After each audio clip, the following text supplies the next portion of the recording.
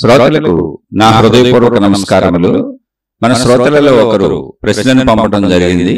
ఆ ప్రశ్న, ఈ అనంత సృష్టిని గమనిస్తే అనేక విషయాలలో అది వేరుగా కనపడుతూ భూమి మీద వేరువేరు పంచభూతములతో ఏర్పడినటువంటి అనేక జీవరాశులు, బుద్ధిజీవులైన మానవులు వివిధ రకముల భౌతిక రూపాలతో మానసికంగా వేరు భావాలు కలిగి జీవిస్తున్నారు. 1% కంటే తక్కువ ఉన్న ఈ మొత్తము అనంత సృష్టి 99% అనంత ఆత్మశక్తి నుండి ఉద్భవించి ఎందుకు భిన్నముగా అనిపిస్తున్నది?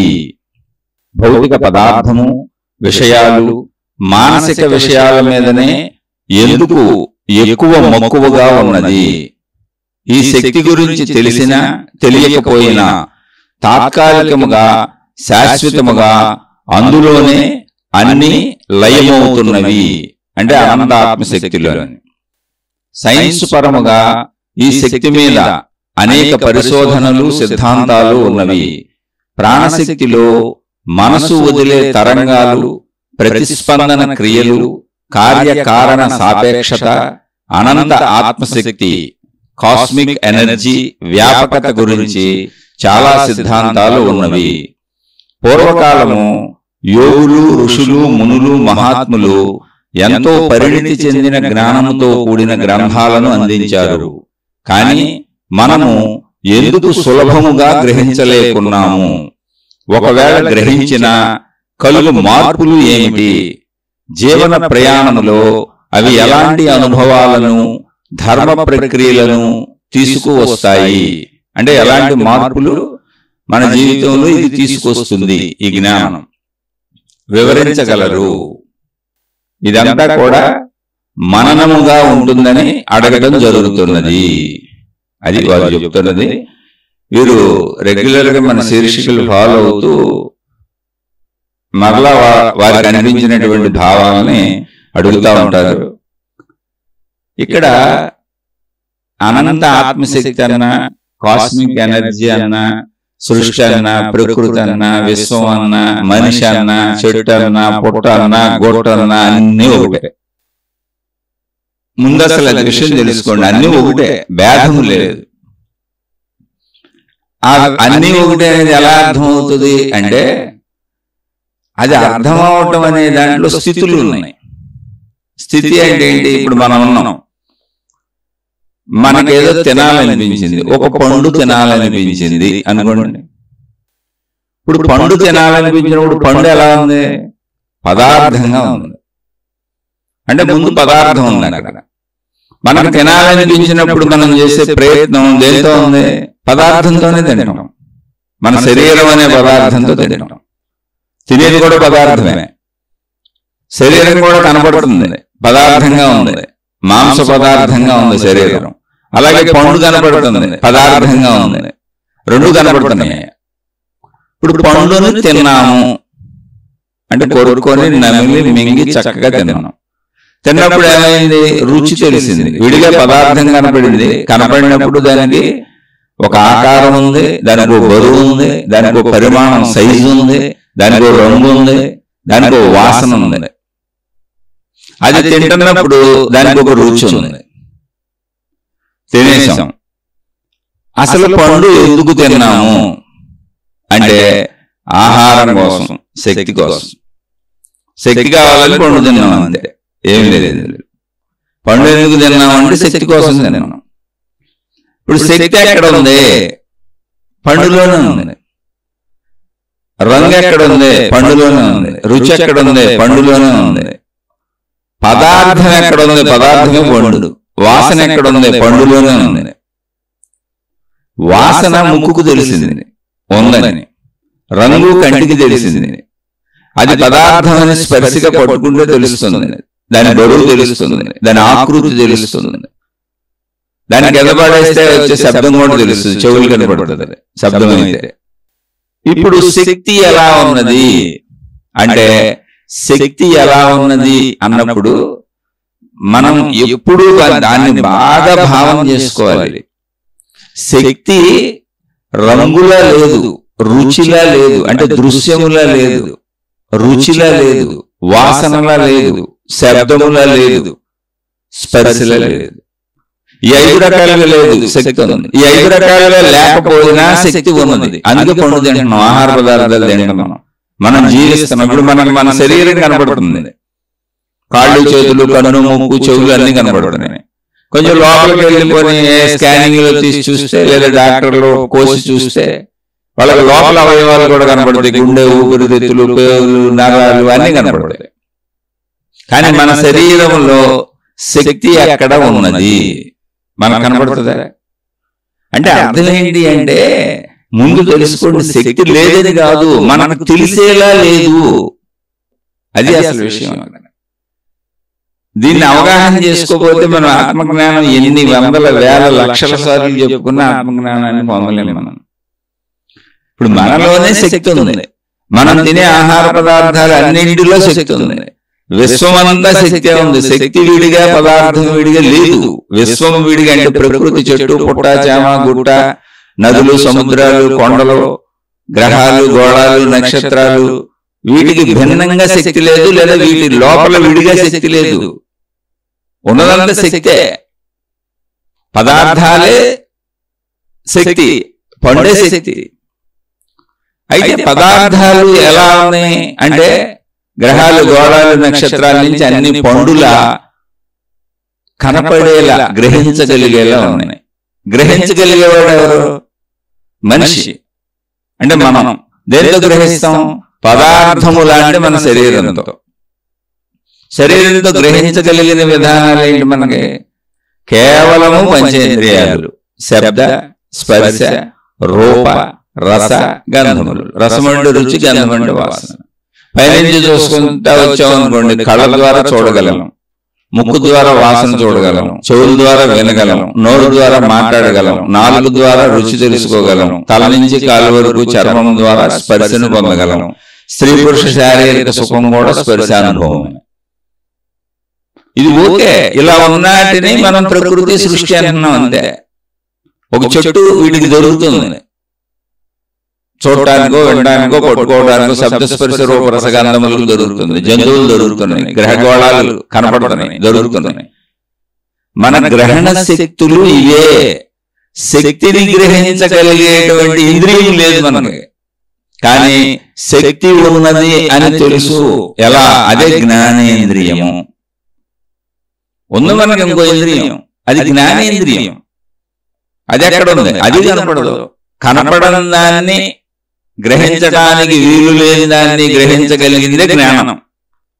అది జ్ఞానేంద్రియం, అది మనలో ఉంది. అయితే జ్ఞానేంద్రియాన్ని అసలు మనం పట్టుకోవట్ల. నాలో జ్ఞానేంద్రియము అనే జ్ఞానము అనే ఒక శక్తి నాలో ఉంది. ఆ జ్ఞాన శక్తికే శక్తి తెలుస్తుంది, అదే అనుభవంగా గ్రహిస్తున్నాము అని మీకు ఆ భావాన్ని పట్టుకోలేకపోతున్నారు. శరీర భావంతో మిగిలిన వాటిని పట్టుకుంటున్నాం, ఎందుకని రోజు శరీరంతో జీవిస్తాం కనుక. ఇక్కడ సూక్ష్మంగా మనం గ్రహించవలసింది, మనం పట్టుకోవలసింది, మనం తెలుసుకోవలసింది చాలా నిదానంగా, చక్కగా, స్వల్పంగా అలా ఆలోచించుకోండి. ఆధ్యాత్మికత అంటే ఏదో అద్భుతమైన విషయం అసలు కాదు, మన జీవితమే. దాన్ని జీవితానికి భిన్నంగా చేసేసి, మనిషిలో ప్రాణశక్తి ఉంది, మనిషిలో సూక్ష్మ శరీరం ఉంది, మనిషిలో లో లో అని చెప్పి అదేదో వేరుగా ఉందనుకుంటున్నారు. అర్థం అవటానికి మనకి లోపల, బయట, పక్కన, ఇటు పక్కన, అటు పక్కన, పైన, కింద ఈ పదాలు ఉన్నాయి మనకి. ఎందుకని? భౌతిక ప్రపంచంలో పదార్థాలతో జీవించేటప్పుడు మనం వాటినే వాడుకుంటూ బతుకుతాం కనుక, పదాలను వినియోగిస్తాం కనుక, పదాలు మనకు తెలుసు కనుక మనం ఆ పదాలతో జీవనం సాగిస్తూ ఉంటాం. అందుకని ఇక్కడ కూడా అదే పదాలను వాడుతున్నాం. కానీ శక్తిని గ్రహించగలిగింది శక్తే, మనలో ఉందా శక్తి? అదే జ్ఞానము. ఆ శక్తి ఏంటంటే జ్ఞానమే, మనలో ఉన్న జ్ఞాన శక్తే. ఆ జ్ఞాన శక్తిని పట్టుకుంటే మనకు సమస్తం అర్థమవుతుంది. అయితే మనం మనలో ఉన్న జ్ఞాన శక్తిని పట్టుకోగలం, బయట ఉన్న జ్ఞాన శక్తి మనకు తెలియదు. ఎలా తెలుస్తుంది? మనకు అనుభవంగా నేను అన్నప్పుడు ఏంటి? నేను లోపల అనిపిస్తుంది, అదే జ్ఞాన శక్తి. నేను చూశాను, నేను విన్నాను, నేను తిన్నాను, నేను అనుభవించాను. ఇది పుల్లగా ఉంది, ఇది తీయగా ఉంది, ఇది చేదుగా ఉంది, ఇది కారంగా ఉంది, ఇది పొట్టుగా ఉంది, ఇది పొడువుగా ఉంది, ఇది పెద్దగా ఉంది, ఇది చిన్నగా ఉంది, ఇలా గ్రహణ శక్తులన్నీ పనిచేస్తున్నాయే. ఆ గ్రహిస్తున్నది ఏంటిది? అదే జ్ఞానం, అదే అనుభవంగా ఉంది. జ్ఞానమే అనుభవం, జ్ఞానమే అనుభవం. కానీ శరీరంతో ఇదంతా చేయడం వల్ల శరీరం గ్రహిస్తుంది అనుకుంటున్నాం మనం. అయితే శరీరమే గ్రహిస్తుంది. జ్ఞానం శరీరానికి భిన్నంగా ఏం లేదు. జ్ఞానమే అనంతాత్మశక్తి, జ్ఞానమే ప్రాణశక్తి, జ్ఞానమే శక్తి, జ్ఞానమే ఈ పదార్థం ద్వారా తెలుసుకుంటున్నది. జ్ఞానం పదార్థంలో కలిసే ఉంది. ఇప్పుడు తీపి ఎక్కడుంది? బెల్లంలోనే ఉంది. ఏంటంటే బెల్లంలో తీపి ఎక్కడుంది అంటే బెల్లం అంతా తీపే ఉంది. అందుకే బెల్లం మొత్తం తినేస్తాం మనం. పంచదారలో తీపి ఎక్కడ ఉందంటే పంచదార మొత్తం తీపే ఉంది. మామిడికాయలో పులుపు ఎక్కడ ఉందంటే మొత్తం మామిడికాయ అంతా పులుపే ఉంది. పులుపు వేరు, మామిడికాయ వేరు కాదు. అలాగే శక్తి వేరు, పదార్థం వేరు కాదు. శక్తి పదార్థము ఒకటే. శక్తి పదార్థము ఒకటే అన్నప్పుడు మరి మొత్తంగా పదార్థం లేదా అంటే లేదు. పదార్థములో పదార్థత శక్తి, శక్తిని గ్రహించుకొని పదార్థతని శరీరం వదిలేస్తుంది.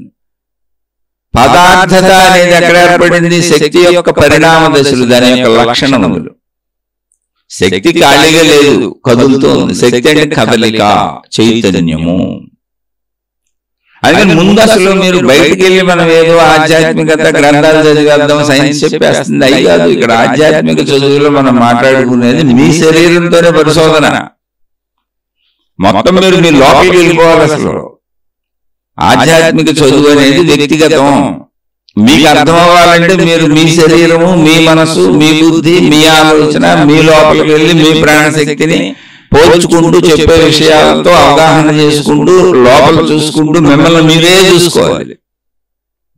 సైన్స్ ఎలా చెప్పింది, శాస్త్రాలు ఎలా చెప్పింది, ఋషులు ఎలా చెప్పారు, మునులు ఎలా చెప్పారు, యోగులు ఎలా చెప్పారు, ఇదంతా ఇప్పుడు నేను చెబుతుంది. ఇదంతా కూడా మిమ్మల్ని బాహ్యానికి తీసుకెళ్తుంది, బాహ్య దృష్టి కల్పిస్తుంది. నేను చెప్పేది కూడా నేను ఎందుకని మనిషిని కనపడకుండా చెబుతున్నాను, మీకు ఎందుకు నేను ఎవరో చెప్పకుండా చెబుతున్నాను అంటే నేనెవరో కనపడితే నా దృశ్యం మీరు రూపం మీద దృష్టి పెట్టుకుంటారు. నేనెవరో తెలిస్తే ఆ పేరు పెడతారు, ఆ పేరు పట్టుకుంటారు, నా అడ్రస్ పట్టుకుంటారు. ఇప్పుడు నన్ను అయితే గురువును లేకపోతే దుర్మార్గును చేస్తారు. నచ్చిన వాళ్ళందరూ గురువులు, స్వాములు, భగవాను చేసేస్తారు. నచ్చిన వాళ్ళందరూ మోసగాడు అని రకరకాలుగా తిట్టడం మొదలెడతారు. అంటే చెడుకి ఎన్ని ఉన్నాయో అన్ని బిరుదులు నాకు ఇస్తారు, మంచిగా ఎన్ని ఉన్నాయో అన్ని బిరుదులు నాకు ఇస్తారు. అందుకని అసలు ఇప్పుడు మీరు ఏది ఇచ్చినా అంటే నేను గురువు అన్న, స్వామి అన్న, మహాత్ముడిని చేసేసిన, నా పేర్లు పట్టుకున్నా, నా రూపం పట్టుకున్నా, అదేమైంది? భౌతికమైంది. బయటికి వెళ్ళారు. భౌతికం అంటే మీ నుంచి బయటకు వెళ్ళారు. మీరు జామ పండుని చూడటానికి బయటకు వెళ్ళాలి, జామ చెట్టుని చూడటానికి బయటకు వెళ్ళాలి, మీ భార్యను, మీ భర్తను చూడటానికి బయటకు వెళ్ళాలి, మీ పిల్లలను చూడటానికి బయటకు వెళ్ళాలి. నేను నా ఇల్లు, నా కుటుంబం మొత్తం నాకు సంబంధించిన ఆస్తిపాస్తులు దేనికైనా బయటకు వెళ్ళాలి. అందుకని రోజు బయటకు పోతున్నాం. బయటకు వెళ్ళాలని శరీరమే. అంటే మనలో ఉన్న జ్ఞానము అనేటువంటి దాన్ని మన శరీరములోనే, మనలో అన్నప్పుడు విడిగా ఉందనుకోకండి. పదార్థము వేరు, శక్తి వేరువేరుగా లేవు, మొత్తం కలిసే ఉన్నాయి. పండు శక్తి కలిసి ఉన్నాయి కనుకనే ఆహార పదార్థాలు, శక్తి కలిసి ఉన్నాయి కనుకనే ఆహార పదార్థాలు తింటున్నాం. అయితే శక్తిని గ్రహించుకుంటున్నది శరీరం. అది శరీర నిర్మాణంలో, సృష్టి ప్రక్రియలో ఉన్నది. పదార్థాన్ని విసర్జించేస్తుంది. అవే మలమూత్రములు.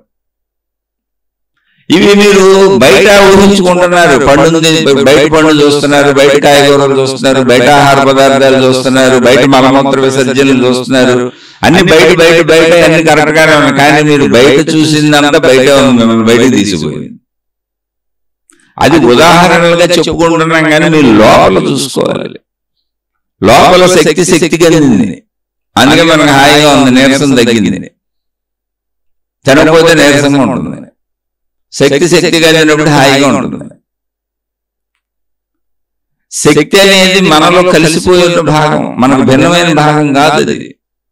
మీరు ఇప్పుడు ఆహార పదార్థం తీసుకోవడం మానేయండి అంటే అది కూడా జరిగింది. మహాత్ములు అన్ని ప్రయత్నాలు చేశారు.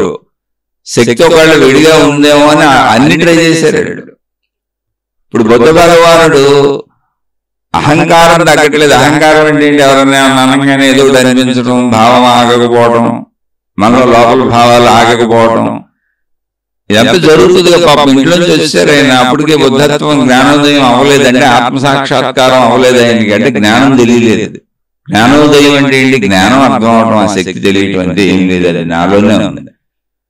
నేను శరీరం అన్న భావన నుంచి నేను శక్తిని అనే భావనకి వెళ్ళలేదు అంతే తప్ప అక్కడ అద్భుతం ఏమీ లేదు, అంతకు మించి ఏమీ లేదు. అక్కడే ఉంది, అది కూడా నాలోనే ఉంది.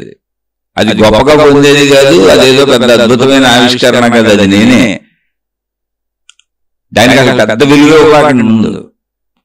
ఇప్పుడు శరీరానికి ఎంత విలువ ఇస్తారో ఆత్మ కూడా అంతే విలువైంది అంతే. ఎందుకని శరీరం ఆత్మ భిన్న భిన్నమైనవి కాదు. అయితే ఆత్మ అనేది పేరు ఆధ్యాత్మికతలో, శక్తి శక్తి అనేది పేరు సైన్స్ లో. మరి అలాంటి అర్థం అవడానికి ఏదో పేరు పెట్టాలి కదా, ఆ పేరు పెడతారు. ఇప్పుడు బుద్ధుడు ఆయన ఇంట్లోంచి వచ్చేసాడు, ఆయన ఇదేంటో తెలుసుకుందాం అసలు అని. ఆయనకి ఏమనిపించింది? ఓహో, ఆహారం తింటే శక్తి సమకూరుతుందిగా. ఇప్పుడు మనకు కూడా చూడండి, నీరసం పోయినట్టు ఉంటుంది, ఆహారం తింటే హాయిగా ఉన్నట్టు ఉంటుంది, సంతోషంగా ఉన్నట్టు ఉంటుంది, బలంగా ఉన్నట్టు ఉంటుంది. అందుకని రోజు ఆహారం తింటాం, ఆహారం తినకపోతే నీరసించిపోతాం. అప్పుడు ఆయన ఏమనుకున్నారంటే, మనసు ఆగటం లేదు అంటే ఆహారం అందటం వలన ఇది పరుగులు చేస్తున్నట్టుంది, దీనికి ఆహారం అందించకుండా ఆహారాన్ని తగ్గించేస్తే ఏమవుతుందో చూద్దాము, అప్పుడు మనసును ఆపొచ్చు అని ఆయన డైరెక్ట్ గా ప్రయత్నించారు. ఇలా ఎంతో మంది మహాత్ములు ప్రయత్నించి ఉంటారు. బుద్ధ భగవానుడిది లిఖించబడింది. సాధక దశలో ఆయన చేసిన ప్రయత్నాలన్నీ ఆయన చెప్పారు శిష్యులకి. ఆయనతో పాటు ఉన్న వాళ్ళు కొంతమంది చూశారు. అప్పుడు ఆయనతో పాటు ఇంకొంతమంది వేరే వాళ్ళు కూడా ఉన్నారు సాధన చేసుకుంటూ. ఇదేంటో తెలుసుకుందాం. సాధన అంటే మళ్ళీ అదేదో గొప్ప విషయం అనుకోబాగా, అన్నం మానేటి సాధన ఏముంది? అలా ఆహారం మానేస్తే, అన్నం తినకపోతే, ఆహారం తీసుకోకపోతే లోపల ఆలోచనలు ఆగుతాయేమో. ఆలోచనలు ఎందుకు ఆగట్లేదు? ఆలోచనలు ఆకపోవడం వల్లనే కదా భార్య పిల్లలు గుర్తొస్తున్నారు, సుఖ దుఃఖాలు గుర్తొస్తున్నాయి, కోరికలు గుర్తొస్తున్నాయి. అసలు నేను ఉండలేకపోతున్నాను, కదలకుండా ఉండలేకపోతున్నాను, స్థిరంగా ఉండలేకపోతున్నాను, కోపం వస్తుంది, ఈర్ష్య వస్తుంది, అసూయ వస్తుంది, భావోద్వేగాలు కలుగుతున్నాయి. అన్ని ఆలోచన రూపాలే కదా. అలా మనలాగానే ఆయన కూడుకున్నారు. అందుకని ఆయన ఏం చేశారు? ఆహారం మానేశారు. ఆహారం మానేసి సుమారుగా ఓ 15 రోజులు 20 రోజులు అసలు ఆహారం నిరాహారిగా ఉండిపోయారు. మొదటి రోజు కొంచెం నీరసం, రెండో రోజు ఇంకొంచెం నీరసం, మూడో రోజు ఇంకొంచెం నీరసం, నాలుగో రోజు ఇంకొంచెం నీరసం. అప్పుడు ఏమైంది? నీరసంలో మనసు పనిచేయడం తగ్గినట్టు అనిపిస్తుంది. శరీరం ఎప్పుడైతే నీరసాన్ని పొందుతుందో మీరు గమనించి ఉండండి, మనసు కూడా నీరసాన్ని పొందుతుంది. మన హాస్పిటల్లో జాయిన్ అయినప్పుడు, మనకు జబ్బులు వచ్చినప్పుడు, ఇబ్బందులు పడ్డప్పుడు, బెడ్ల మీద ఉన్నప్పుడు చూసుకోండి, మనసు కూడా పరుగులు పెట్టదు. శరీరంలో సంపూర్ణ శక్తి ఉన్నప్పుడు మనసు కూడా పరుగులు పెడతా ఉంటుంది. అందుకనే మొత్తం ఆహారం మానేశారు. అలా మానేసి ఒక 20 రోజులకి, 15 రోజులకో 20 రోజులకో స్పృహ తప్పి పడిపోయారు. అంటే అసలు ఆయన స్పృహ ఆయనకి తెలియదు. ఎంత నీరసించిపోయారంటే శరీరంలో శక్తి లేక ఆహారం అందించకపోవటం వలన మొత్తంగా మనిషి స్పృహ తప్పి పడిపోయారు. అయితే స్పృహ తప్పి పడిపోయే వరకు కొద్ది కొద్దిగా శారీరక శక్తి తగ్గుతున్నప్పుడు మనసు పరుగులు కూడా తగ్గినాయి. ఇప్పుడు శరీరంలో ఓపిక లేదనుకోండి, మామూలుగా ఆలోచిద్దాం, నా శరీరంలో ఓపిక లేదు, బాగా నీరసంగా ఉంది, నేను 4 రోజుల నుంచి ఆహారం తినలేదు అనుకోండి, ఉపవాసం ఉన్నాను. ఇప్పుడు చక్కగా నా భార్య అందంగా అలంకరించుకొని నా పక్కనే కూర్చొని, భార్య చక్కగా శారీరక సుఖాలు కావాలంటే మీరు తీర్చుకోవచ్చు, నేను సిద్ధంగా ఉన్నాను, మీకు ఎలా కావాలంటే అలా తీర్చుకోవచ్చు అందనుకోండి. అసలు ఆ కోరిక పుట్టుద్దా మీకు? నీరసంలో విపరీతమైన నీరసంగా ఉన్నారు, ఒక వారం రోజుల నుంచి జబ్బు పడ్డారు, మంచాన పడ్డారు, ఏమీ తినలేదు, ఏదో జ్వరం వచ్చింది, వైరల్ ఫీవర్, ఎంతకి తగ్గలేదు, 15 రోజులు పట్టింది, నీరసించిపోయాను. సినిమాలకు వెళ్ళాలి, షికారులకు వెళ్ళాలి, పార్కులకు వెళ్ళాలి, అటు చూడాలి, ఇటు చూడాలి, కొత్త బట్టలు కట్టుకోవాలి, అలంకరించుకోవాలి, వాళ్ళు అలా అన్నారు, వీళ్ళు ఎలా అన్నారని అహంకారం పనికొస్తుంది పోని, ఈర్ష్య అసూయలు వస్తాయి పోని.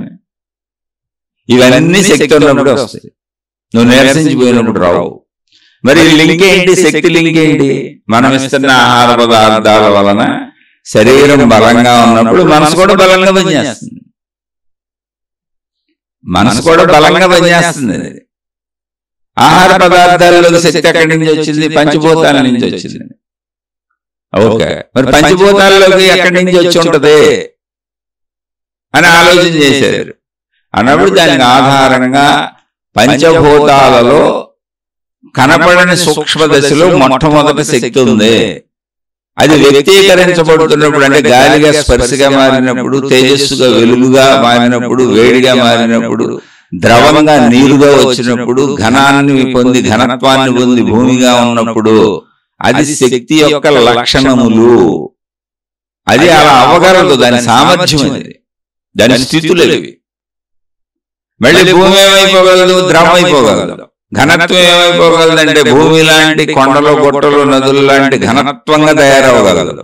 అక్కడి నుంచి మళ్ళీ అది ద్రవత్వం అయిపోగలదు, అక్కడి నుంచి వెలుగు అయిపోగలదు, అక్కడి నుంచి గాలి అయిపోగలదు, అక్కడి నుంచి ఆకాశం అయిపోగలదు, మళ్ళీ ఆకాశం నుంచి గాలి అవ్వగలదు, గాలి నుంచి తేజస్సు అవ్వగలదు, తేజస్సు నుంచి ద్రవం అవ్వగలదు, ద్రవం నుంచి ఘనం అవ్వగలదు. అది దాని అలా ఎందుకు అవుతుంది అనమాట, దాని క్వాలిటీస్, దాని లక్షణాలు, ఆ శక్తి యొక్క శక్తులు అవి చాలాసార్లు చెప్పాను. అందులో మనం సూక్ష్మమైనటువంటి శక్తిని తీసుకోవట్లా, అది మనలోనే ఉంది, మన శరీరంలోనే ఉంది. ఘనత్వం మన శరీరం, ద్రవత్వం మనలోనూ ఉంది, తేజస్సు ఉష్ణోగ్రత మనలోనే ఉంది. తేజస్సు లేక అసలు కనపడదు. మన కంటిలో తేజస్సు ఉండాలి, బయట తేజస్సు ఉండాలి, కనపడాలంటే వెలుగు ఉండాలి, కనపడదు. గాలి స్పర్శ మనకు తెలుస్తానే ఉంది. అంతకంటే తక్కువది తెలుసుకునే స్థితిలో మనం లేవండి. అర్థం చేసుకోండి విషయాన్ని. దాన్ని మీరు తెలుసుకోవచ్చు. ఎలా? ఆకాశము ఉందని తెలుస్తుందిగా. దేనికి తెలుస్తుంది? కంటికి కనపడతానే ఉందిగా, ఆకాశం ఖాళీగా ఉంది. ఇప్పుడు ఆకాశం కంటికి కనపడతలేదు, కనపడుతుందిగా, ఖాళీ అన్నం. దాన్ని ఎందుకు ఖాళీ అన్నాం? అక్కడ ఏమీ లేదు కాబట్టి. ఇప్పుడు గాలి ఎక్కడ ఉంది? ఆకాశంలోనే ఉంది. తేజస్సు ఎక్కడ ఉంది? ఆకాశంలోనే ఉంది. నీరు ఎక్కడ ఉంది? ఆకాశంలోనే ఉంది. భూమి ఎక్కడ ఉంది? ఆకాశంలోనే ఉంది. ఇదేంటంటే నీరు భూమి అన్ని ఆకాశంలోనే ఉన్నాయండి. అవునండి బాబు, భూమి అనే గోళం మొత్తం ఆకాశంలోనే ఉంది. ఇలాంటి గోళాలు లక్షల కోట్ల ఆకాశంలో ఉన్నాయి. ఆకాశం అనేటువంటిది శక్తి, ఆ శక్తిలో ఉన్నాయి అన్ని. ఇప్పుడు నేను మాట్లాడేదంతా కూడా మీకు లోపల అర్థం అవ్వాలి. మీరు బయట అర్థం చేసుకోకూడదు. అంటే బయట అర్థం చేసుకోకూడదు అంటే చెట్టు బయటకు వెళ్ళి చెట్లు బయట ఉన్నాయన్న భావన బయటకు తీసుకెళ్ళకూడదు. మనుషుల గురించి మాట్లాడుతున్నాం, మీకు తెలిసిన మనుషులు, మీ కుటుంబ సభ్యులు, మీరు భావన బయటకు వెళ్ళకూడదు. ఎందుకంటే మనుషులు బయట ఉన్నారు, ఇళ్ళు బయట ఉన్నాయి, వస్తువులు బయట ఉన్నాయి, విషయాలు బయట ఉన్నాయి, పదార్థాలు బయట ఉన్నాయి, అన్ని బయట ఉన్నాయి. మీ భావన బయటికి వెళ్ళి వాటిని గ్రహించకూడదు. బయటకు వెళ్తుంది అంటే మీరు బయటకు వెళ్ళిపోతున్నారు. మీరు కళ్ళు మూసుకొని ఉండొచ్చు, ధ్యానంలో కూర్చొని ఉండొచ్చు. ధ్యానంలో జరిగే పొరపాట్లు కూడా ఇదే. ధ్యానములో అన్ని మనం లోపల దర్శించాలి, బయట కాదు. బయట దర్శిస్తే ఏమైంది అంటే అన్ని బయటకు వెళ్ళిపోతున్నాయి. మన భావన అంటే మన జ్ఞాన భావన బయటకు వెళ్ళిపోయింది మన నుంచి. బయటకు వెళ్తే ఏమైంది? భౌతికం అయిపోయింది. అది జ్ఞాన భావన అనిపించదు మనకు. బయట మనం కళ్ళు తెరవు కానీ బయట బోల్డ్ సృష్టి కనపడింది. ధ్యానంలో కూడా బయటకు వెళ్ళిన భావన బయట సృష్టిని చూసినట్టే చూసింది, బయట భావనే కలిగింది. అందుకని మనం మన లోపల ఉన్న జ్ఞాన భావాన్ని ఎందుకు గమనించలేకపోతున్నాం, ఎందుకు పట్టుకోలేకపోతున్నాం అంటే ఈవెన్ ధ్యానం తపస్సులో కూడా భావన బయటకు పోతుంది. కళ్ళు మూసుకొని కూర్చొని ఉండొచ్చు, శరీరం ఇక్కడ ఉండొచ్చు, భావన బయట చూస్తుంది. భార్యను బయట చూస్తుంది, కొడుకుని బయట చూస్తుంది, వస్తువులను బయట చూస్తుంది, విషయాలను బయట చూస్తుంది. అంటే బయట ఉన్నాయి అన్న భావనతో చూస్తుంది, భావన బయటకు వెళ్ళిపోతుంది. ఇది మీరు కరెక్ట్గా అర్థం చేసుకొని పట్టుకోగలగాలి. ఆధ్యాత్మికం అంటే ఏంటంటే నేను అసలు ఇప్పుడు బయటకు వెళ్ళి చూడట్లేదు, బయట చూడాలనుకోవట్లేదు. మరి నాకు తెలిసినవన్నీ ఎక్కడ ఉన్నాయి? నాలో ఉన్నాయి. జామ పండు, జామ చెట్టు అనగానే బయట ఉన్న జామ చెట్టుకి జామ పండు కోస్తున్నట్టు కనపడే, అది మనం కోసుకుంటున్నట్టు, బయట జామ పళ్ళు బొళ్ళు కనపడినట్టు అక్కడ మనం కొనుక్కుంటున్నట్టు అని బయట వస్తువులు, బయట విషయాలు, భావన బయటకు వెళ్ళిపోకూడదు. అవన్నీ మన లోపల కనపడాలి. భావనలన్నీ లోపల ఉన్నాయి, ఆలోచనలు లోపల ఉన్నాయి. అంటే నా శరీరము లోపలే నేను అన్ని దర్శించాలి, నాలో నేను దర్శించాలి.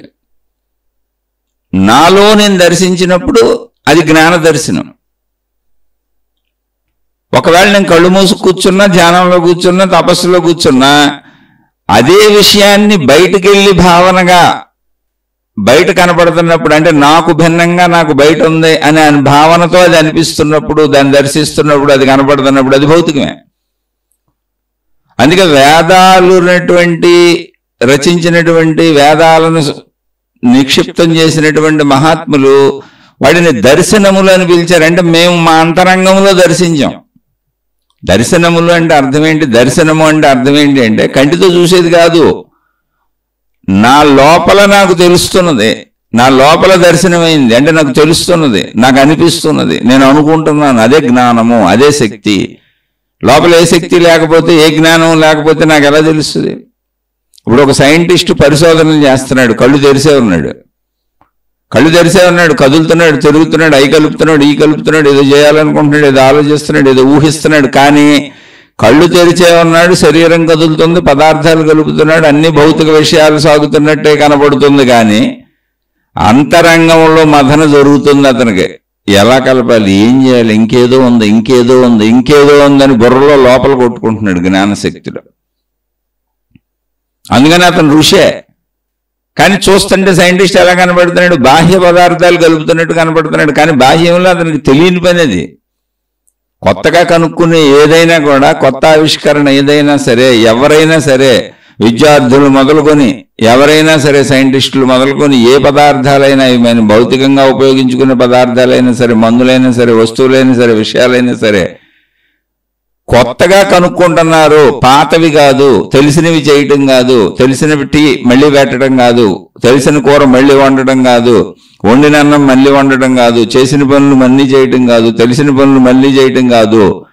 కొత్తది చేసేటప్పుడు ఏదైనా సరే వాళ్ళు చేస్తున్నట్టు కనపడొచ్చు, కళ్ళు తెరిచి కనపడొచ్చు, శరీరం కదులుతూ కనపడొచ్చు, పదార్థాలు కనపడొచ్చు, విషయాలు కనపడొచ్చు, వస్తువులు కనపడొచ్చు, వాళ్ళ ముందు అనేకం ఉన్నట్టు కనపడొచ్చు, వాళ్ళు ఆ అనేకాన్ని కలుపుతూ ఏదో పనులు చేస్తున్నట్టు కనపడొచ్చు. కానీ వీటన్నింటికి ఎలా కలపాలి, ఏం చేయాలని, దీనికి ఏదో నేను కనుక్కోవాలనేది లోపల అంతరంగంలో జరుగుతుంది జ్ఞానంలో.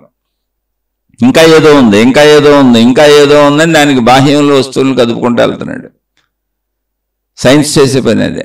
అందుకే అనేక ఆవిష్కరణలు మనిషి మెదడులో ఉంటాయి, జ్ఞానంలో ఉన్నాయి.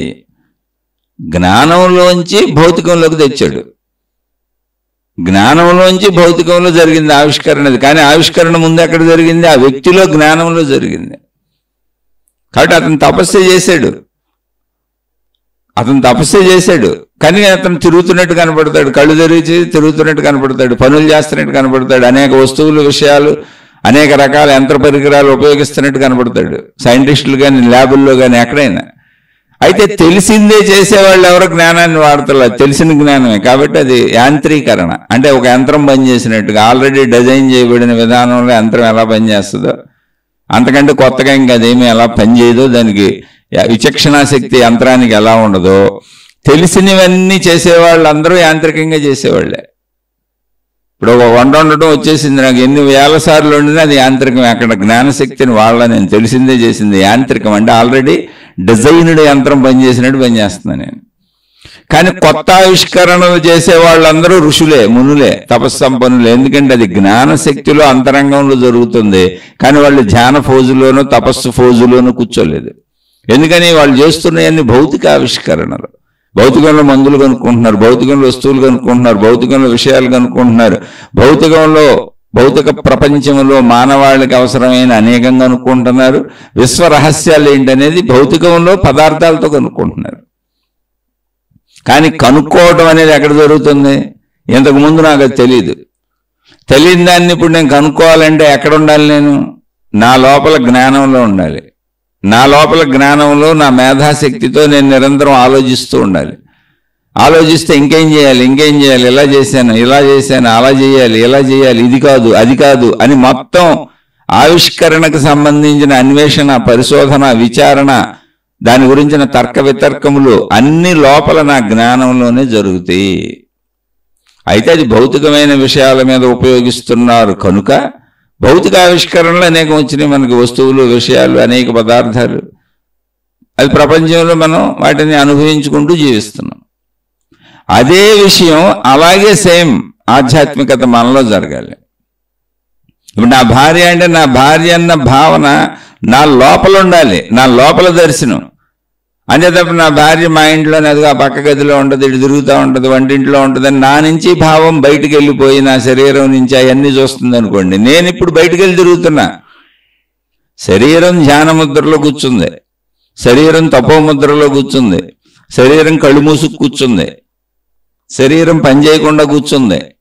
నేనేదో ధ్యానం చేసేసుకుంటున్నాను అనుకున్నా, కానీ భావరూపంలో మనసుతో నేను బయట తిరుగుతున్నాను, శరీరం బయట తిరుగుతున్నాను. ఆధ్యాత్మికత అంటే అది కాదు అసలు. అందుకే అర్థం అవట్లే ఎవరికి. అర్థమయ్యేదంతా నీ లోపలే జరుగుద్ది. ఇప్పుడు బయటికి వెళ్ళాం, ఒక గులాబ్ జామ్ తెచ్చుకున్నాం, అది బయటే ఉంది గులాబ్ జామ్. దానికి సంబంధించిన మొత్తం వస్తువులన్నీ బయట ఉన్నాయి. బయట నుంచే తెచ్చుకున్నాం, కొనుక్కు తెచ్చుకున్నాం, నాలుక మీద వేసుకున్నాం, నోట్లో వేసుకున్నాం, నవ్వులుతున్నాం, రుచి తెలుస్తుంది. మొత్తం నాకు రుచి కూడా తెలుస్తుంది. ఇప్పుడు ఈ రుచి అనేది ఎక్కడ తెలుస్తుంది? నాకు లోపల తెలుస్తుంది. బయట నుంచి వచ్చిందంతా తెలియటము అనేది ఎక్కడుంది? లోపల ఉంది. అనుభవం ఎక్కడుంది? లోపల ఉంది.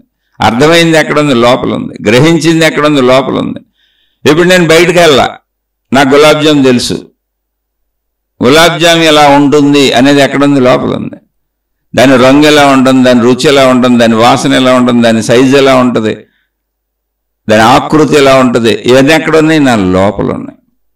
లోపల ఉన్నదంతా ఏంటి? లోపల ఏమన్నా ఉందా? అక్కడ కనపడుతుందా అంటే ఆ లోపల ఉన్నదే జ్ఞానం, అదే ఆకాశం. నా శరీరం అంతా ఆకాశతత్వం ఉంది, కానీ నాకు ఎక్కడి నుంచి తెలుస్తుంది? వాయువు తెలుస్తుంది, తేజస్సు తెలుస్తుంది, ఉష్ణోగ్రత తెలుస్తుంది, ద్రవత్వం తెలుస్తుంది, ఘనత్వం తెలుస్తుంది, కానీ ఆకాశతత్వం తెలియటం లేదనుకుంటున్నా, తెలుస్తుంది, నాలో ఉంది, అదే లోపల. గులాబ్ జామ్ ఎలా ఉంది, మా ఆవిడ ఎలా ఉంది, మా అబ్బాయి ఎలా ఉన్నాడు, మా ఆయన ఎలా ఉన్నాడు, మా ఇల్లు ఎలా ఉంది, నా సంపదలు ఎలా ఉన్నాయి, ఎక్కడున్నాయి, ఇదంతా నాకు లోపల, అంటే నా లోపల తెలుస్తున్నప్పుడు. ఇప్పుడు నాకు సంపదలు ఉన్నాయి, నేను పొలాలు కొనుక్కున్నా, స్థలాలు కొనుక్కున్నా, నేను కళ్ళు మూసుకొని ధ్యానంలో కూర్చున్నా, అంటే మన అందరికీ జరిగేది రొటీన్గా చెబుతున్నా. నా భార్య, పిల్లలు, వస్తువులు, ఆస్తిపాస్తులు అన్నీ ఉన్నాయి, నేను ధ్యానంలో కూర్చున్నా, నాకు ఆలోచనలు ఆగట్లేదండి అని చెబుతారు. ఆలోచనలు ఆగట్లేదు అన్నప్పుడు నా శరీరానికి బయటకు వెళ్ళిపోతే భావనలో, అంటే నా పొలం ఎక్కడ ఉందో అక్కడికి వెళ్ళిపోయింది నా ఆలోచన. అంటే నన్ను దాటి నా భావరూపంలో నేను నా పొలం దగ్గరికి వెళ్ళిపోయాను, బయటికి శరీరం దాటి. నా ఇల్లు దగ్గరికి వెళ్ళిపోయాను, నా స్థలం దగ్గరికి వెళ్ళిపోయాను, నా దుకాణం దగ్గరికి వెళ్ళిపోయాను, మా ఆవిడ దగ్గరికి వెళ్ళిపోయాను, నా ఆయన దగ్గరికి వెళ్ళిపోయాను, నా పిల్లల దగ్గరికి వెళ్ళిపోయాను. అంటే నా శరీరం దాటి భావరూపంలో బయట తిరుగుతున్నా. అలా తిరుగుతున్నప్పుడు ధ్యానం నువ్వు బయట తిరిగినట్టు. అందుకని ధ్యానం ఎప్పటికీ కుదరదు. నువ్వు లక్షల సంవత్సరాలు చేసినా నీ ధ్యానం అలాగే ఉంటుంది. ఈ జన్మ కాదు అసలు. ఎందుకని బయట తిరుగుతుందే. నీ శరీరం లోపల జరిగితే ధ్యానం అది. నీ శరీరం లోపలే నీ శరీరం లోపల నేనులోనే ఉండాలి, బయటకు వెళ్ళకూడదు. అది ఆ నేను మళ్ళీ బయటికి భావరూపంలో వెళ్ళిపోకూడదు. ఇప్పుడు దానికి ఒరిజినల్గా మెలకువలో జరుగుతుంది ఏంటి? ఒక ఆలోచన రాగానే శరీరం కదుపుతూ బయట ప్రపంచంలోకి వెళ్ళిపోతున్నాం. ఇప్పుడు ధ్యానంలోనూ తపస్సులోనూ ఏం చేస్తున్నారు? కూర్చొని భావంతో బయటకు వెళ్ళిపోతున్నారు. భావంతో బయటకు వెళ్ళిపోతే ఉపయోగం ఏముంది? కూర్చొని అప్పుడు బయటకే పోయావు. తెలిసిన ప్రదేశాలు ఎక్కడికి ఉన్నాయో అక్కడికి పోయావు అంతే. కాదు దర్శనము అంటే అది కాదు. నా లోపలే అంతే, బయటకు పోను.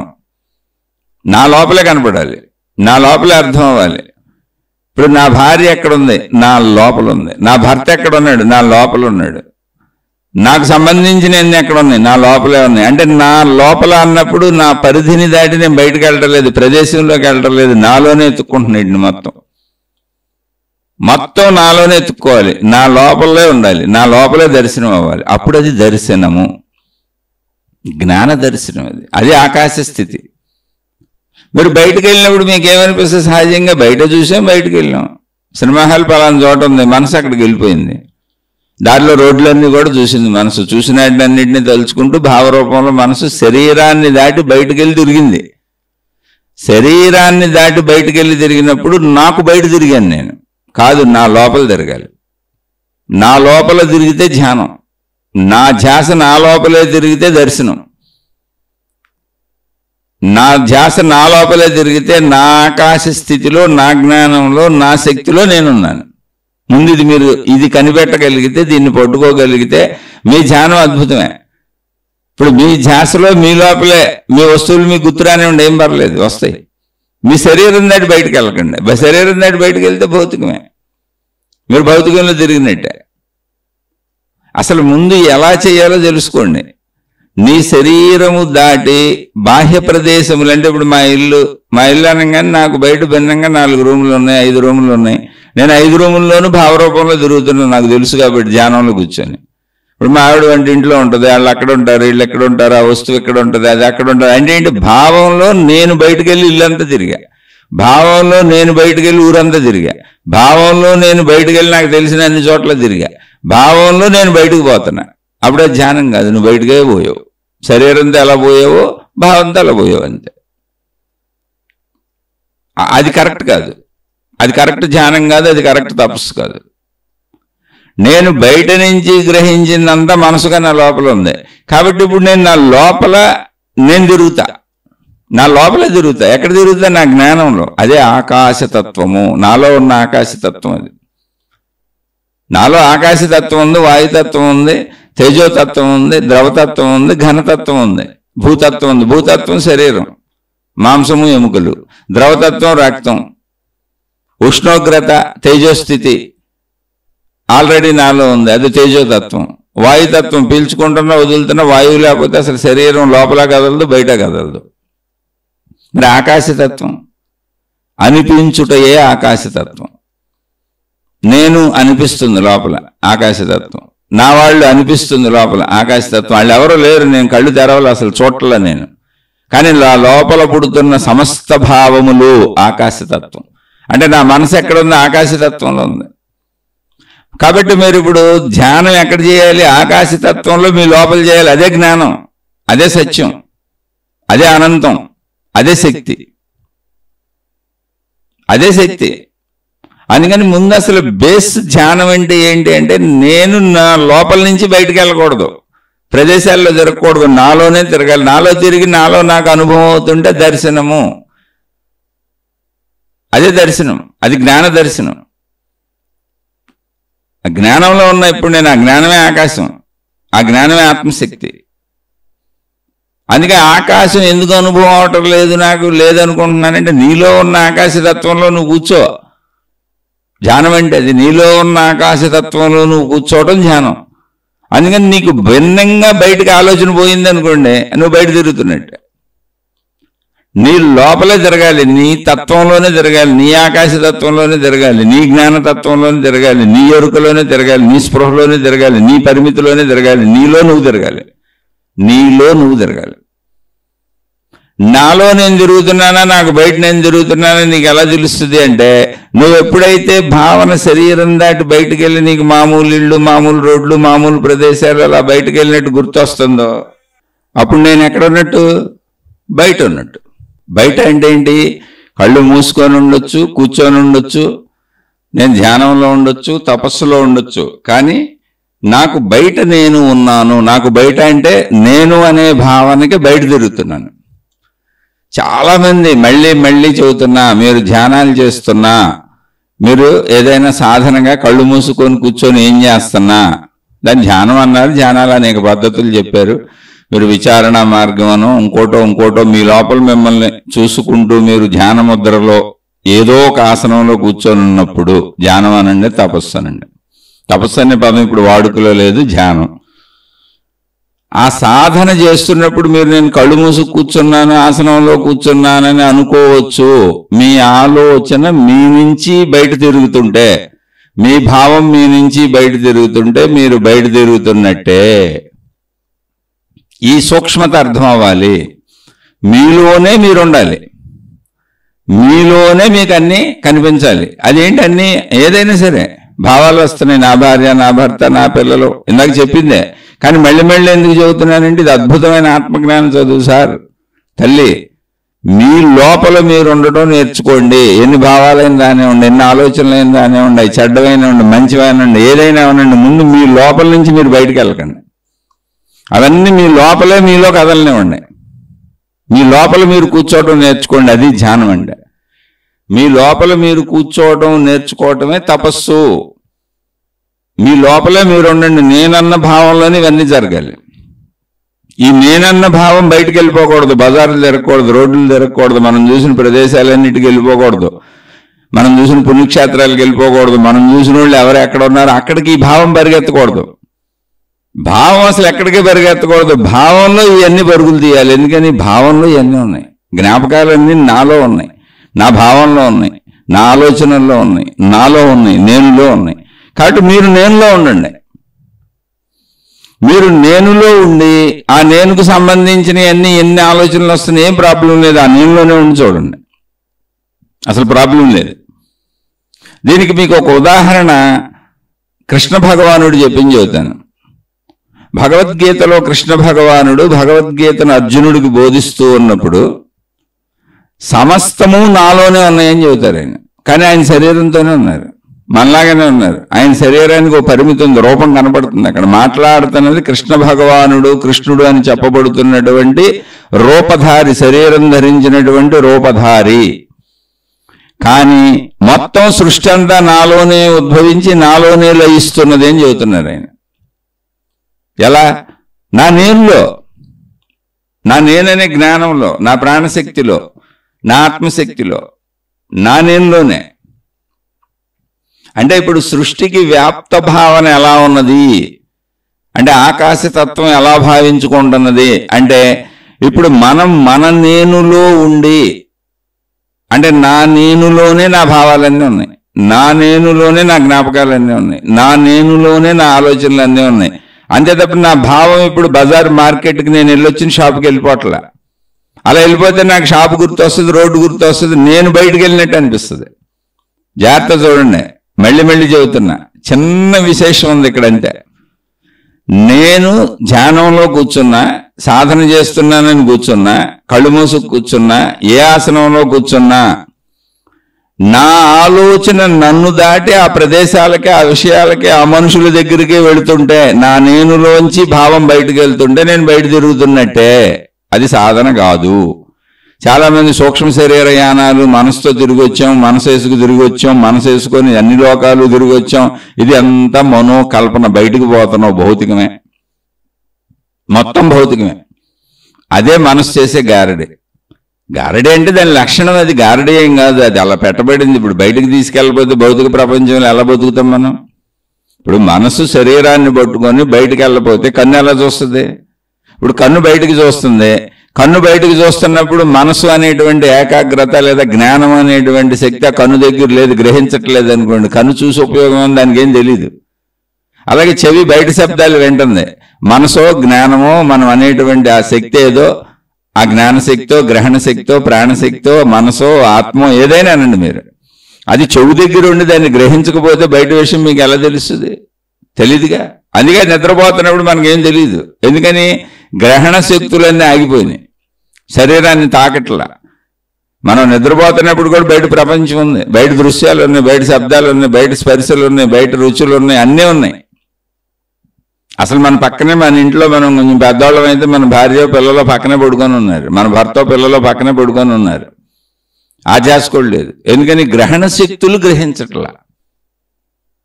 గ్రహణ శక్తి గ్రహిస్తేనే బయట విషయం తెలుస్తుంది. అందుకని వ్యావహారిక జీవితంలో శరీరం నిలబడడానికి, మనం జీవించడానికి అవసరమైనటువంటి విధానంలో సృష్టి ఏం తప్పు చేయాలి, అది పొరపాటు కాదు. మనం బతకాలంటే అలాగే ఉండాలి. మరి సాధన ఏంటి?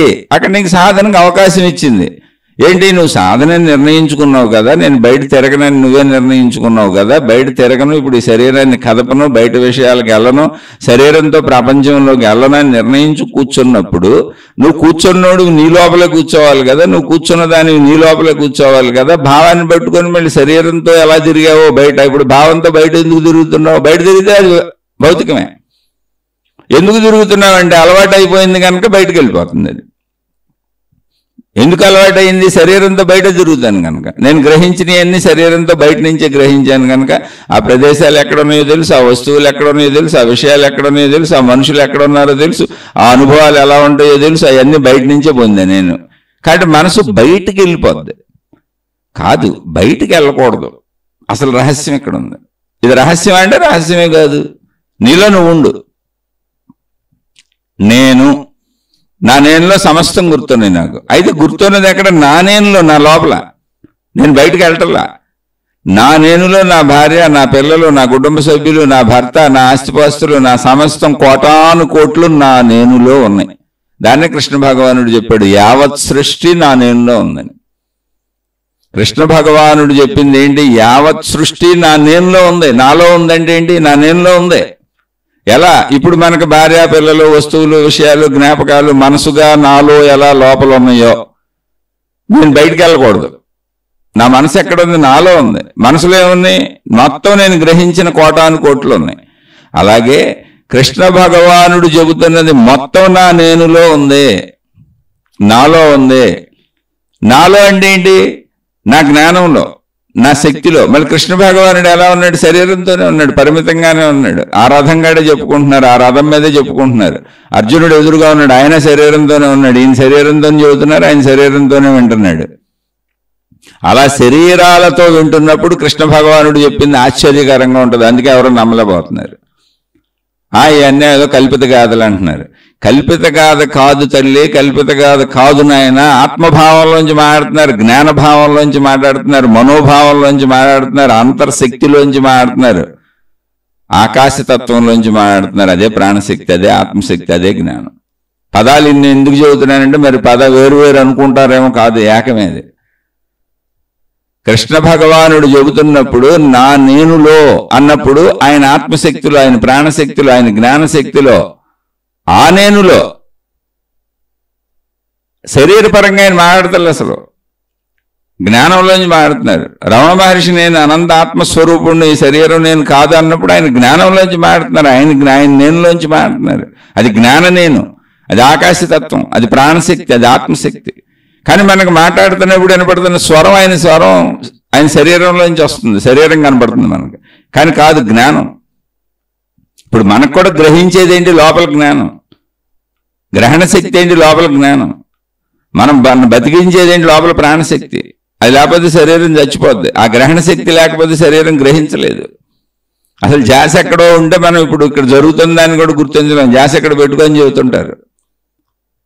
ఆ ధ్యాసని దేన్ని అన్నాము, శ్రద్ధని దేన్ని అన్నాము, ఏకాగ్రతని దేన్ని అన్నాము, దాన్నే జ్ఞానం అంటున్నాం, దాన్నే ప్రాణశక్తి అంటున్నాం, దాన్నే ఆత్మశక్తి అంటున్నారు, దాన్నే ఆకాశతత్వం అని చెప్పుకుంటున్నాం. అదే మనలో ఉన్న జ్ఞానం, మనలో ఉన్న ఆకాశతత్వం. కృష్ణ భగవానుడు అదే చెప్పారు, నాలోనే సమస్తం జరుగుతుంది. అసలు మొత్తం ఈ సృష్టి అంతా నాలోంచే ఉద్భవిస్తుంది, నాలోనే జీవిస్తుంది, నాలోనే లయించిపోతుంది. అసలు నువ్వు ఎన్ని జన్మలు ఎత్తావో నాకు తెలుసు, నేను ఎన్ని జన్మలు ఎత్తానో నాకు తెలుసు. అసలు సృష్టి మొదటి నుంచి ఇవన్నీ నువ్వు వెనక్కి వెనక్కి వెనక్కి వెనక్కి వెళతాను అంటే మొదలు చివర లేదు. కానీ చెప్పేవాడికి ఎలా చెప్పాలి? మొదలు చివర ఉన్నాడుగా అర్జునుడు. అందుకని తెలియని వాడికి చెప్పేటప్పుడు ఆ పదాలు వాడాలి. సృష్టి అనంతము, దానికి కాలములు లేవని తెలుసు, కానీ కాల పరిమితిలో ఉన్నోడికి చెప్పబడుతుంది. అందుకని మొదటి నుంచి అని చెప్పారు. అందుకని భగవద్గీతని చక్కగా అర్థం చేసుకుంటూ వెళ్తే కృష్ణ భగవానుడు భగవద్గీత మాట్లాడుతున్నప్పుడు ఆయన ఎక్కడి నుంచి మాట్లాడుతున్నారు? శరీర భావంలోంచి కాదు, జ్ఞానభావంలోంచి, ఆకాశతత్వంలోంచి, అనంత ఆత్మతత్వంలోంచి మాట్లాడుతున్నారు. అలా ఆత్మజ్ఞాన బోధలు చేసే ఎవరైనా కూడా లోపల నుంచి మాట్లాడుతున్నారు, వాళ్ళ ఆత్మతత్వంలోంచి మాట్లాడుతున్నారు, శరీర భావంలో కాదు. కానీ వినేవాడు శరీర భావంలో వింటున్నాడు. అందుకని వాడికి ఇది మహిమలుగా, మాయలుగా, అద్భుతాలుగా ఏదేదో జరిగిపోయినట్టు అనిపిస్తుంది. అసలు ఇన్ని జన్మలు ఉంటాయా అని కొంతమంది విమర్శకులు బయలుదేరారు. అర్థమై చావనప్పుడు ఏం చేస్తాం? అయితే మహిమ అనుకుంటాం. నమ్మే వాళ్ళందరూ మహిమలు అనుకుంటారు, నమ్మని వాళ్ళందరూ విమర్శిస్తూ ఉంటారు. అన్ని చోట్ల ఇదే జరుగుతుంది. కాదు, అది నీలోనే ఉంది. ఇప్పుడు నీకు తెలీదా? నేనన్న భావం ఎక్కడుంది? నీ ఆకాశతత్వం అదే, చూసుకో. దానికి రంగు, రుచి, వాసన ఏమి లేవు, కానీ నేను అనిపిస్తుందిగా, నా వాళ్ళు అనిపిస్తుందిగా, నాది అనిపిస్తుందిగా, అదంతా లోపలే కనిపిస్తుందిగా. ఆ కనిపించడమే దర్శనం, ఆ వినిపించడమే దర్శనం. పంచేంద్రియాల సహాయం లేకుండా నీ లోపల నీకు అన్నీ అనిపిస్తున్నాయిగా, అదే అనిపించడమే దర్శనం. అయితే మనకు అనిపించేది ఏంటి? శరీరంతో మనం ప్రపంచం నుంచి గ్రహించినటువంటి ప్రాపంచిక శరీరపరమైన ఇంద్రియానుభూతుల విషయాలంతే. అవన్నీ పరిమితాలే. ఓకే, అదేం తప్పు కాదు, వాటిని కాసేపు పక్కన పెట్టు. కానీ వీటిని అన్నింటినీ గ్రహించిన శక్తి ఏంటి? అదే గ్రహణ శక్తి, అదే జ్ఞానం, అది నేను, అదే ఆధ్యాత్మికం చెబుతుంది. నాయన జ్ఞానం నువ్వు, శరీరం నువ్వే, అందులో అబద్ధమేం లేదు. కానీ శరీరంతో లోపల గ్రహిస్తున్నది ఒకటి ఉంది, ఇదే శరీరంలో. ఆ జ్ఞానం నువ్వు. ఆ జ్ఞానం ఏంటి? అదే ప్రాణశక్తి. అన్నేమి లేవు అక్కడ. జ్ఞానం వేరు, ప్రాణశక్తి వేరు, ఆత్మశక్తి వేరు, అన్నేమి లేవు. అది నువ్వే. శరీరము నువ్వే, ఆ జ్ఞానము నువ్వే, ఆ జ్ఞానమే ఆత్మశక్తి అని పిలువబడుతుంది, అది నువ్వే. నువ్వు గ్రహించిన విషయాలన్నీ కూడా నిజాలే, అబద్ధాలేం కాదు, కానీ అవి శరీర సంబంధిత ప్రాపంచిక విషయములు. అవి పెద్ద విశేషం కాదు. అవి బతకడానికి అవసరం, బతికినంతకాలం నిండు నూరేళ్ళే కావాల్సిందే. అట్నే మర్చిపోవటం కుదరదు, మర్చిపోబాక. కానీ వీటిని అన్నింటినీ గుర్తుపెట్టుకున్న శక్తి నువ్వు. ఆ విషయం గుర్తుపెట్టుకో. ఇప్పుడు ధ్యానం అంటే అది, సాధన అంటే అది. నేను శరీరాన్ని కదపను, నువ్వు చెప్పుకున్నావు కదా నేను శరీరాన్ని కదపను, సాధనలో కూర్చుంటాను, కళ్ళు మూసుకు కూర్చున్నావు కదా, మళ్ళీ సూక్ష్మ శరీరం అని చెప్పి బయట తిరుగుతానంటావేంటి? బయటికి ఎందుకు? సూక్ష్మలోకయానాలు ఎందుకు?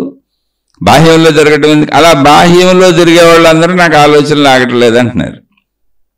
నీకు ఆలోచనలు ఆగక్కర్లు. అసలు ఆలోచనలు అయితే పిచ్చోడు అయిపోతావు, ఆలోచనలు అయితే పిచ్చిదాన్ని అయిపోతావు. ఎందుకని? లేచినాక ఆలోచనలన్నీ కావాలిగా బతకాలంటే. కాదు, ఆలోచనలను గమనించు. ఎక్కడ గమనించాలి? నీలో, నీకు బయట కాదు, నీ నేనులో. ఇన్ని నా నేనులోనే ఉన్నాయి, నాకు భిన్నంగా లేవు. ఇప్పుడు రైల్వే స్టేషన్ అన్నావు అనుకో, నీవు భావంలో రైల్వే స్టేషన్కి వెళ్ళిపోబాక, ఆ రోడ్లు పట్టుకొని వెళ్ళిపోబాక, మామూలు శరీరంతో వెళ్ళిపోయినట్టు భావంతో వెళ్ళిపోబాక. కాదు, రైల్వే స్టేషన్ నీ లోపల కనపడాలి, రైలు నీ లోపల కనపడాలి, రైల్లో ప్రయాణికులు నీ లోపల కనపడాలి, నువ్వు రైలు ఎక్కినది నీ లోపల నీకు కనపడాలి. స్వప్నలోకంలో నీ లోపల నీకే కనపడుతుంది. గమనించుకొని, స్వప్నం ఎక్కడ జరుగుతుంది? నాకు బయట జరగట్లా, నా లోపల జరుగుతుంది స్వప్నం అంతా. స్వప్నము అనే స్వప్నలోకం ఏది ఉందో అది నా లోపల ఉంది, నేను బయటికి వెళ్ళాలి. అసలు నేను హాయిగా నిద్రపోయాను, నా నేనులో ఉన్నవన్నీ స్వప్నలోకంలో తిరగబడినాయి. మీరు ఈ తిరగబడిన విధానం ఎలా ఉంటుంది అంటే, కాల సంబంధితం ఉండదు. అంటే 50 ఏళ్ల క్రితం చచ్చిపోయిన ఆయన ఇప్పుడున్న వాళ్ళతో కలిసి మాట్లాడుతూ ఉంటాడు కూర్చొని.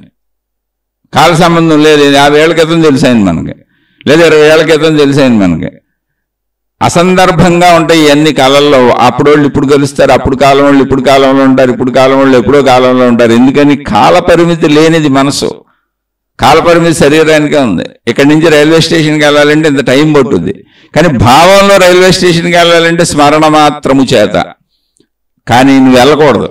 భావంలో నువ్వు రైల్వే స్టేషన్కి వెళ్ళావనుకో, బయట తిరిగావని అర్థం, మనసుతో బయట తిరిగావు. భావం నీ లోపల రైల్వే స్టేషన్ చూసావనుకో, బయటకు వెళ్లకుండా నీ లోపల రైల్వే స్టేషన్ చూసావనుకో, నీలో చూసావని అర్థం. దర్శనం అది, అది దర్శనం, జ్ఞాన దర్శనం, అది దర్శనం. అందుకని మహాత్ములు అందరూ కూడా తమలో చూసిన వాటిని దర్శనములు అని చెప్పారు.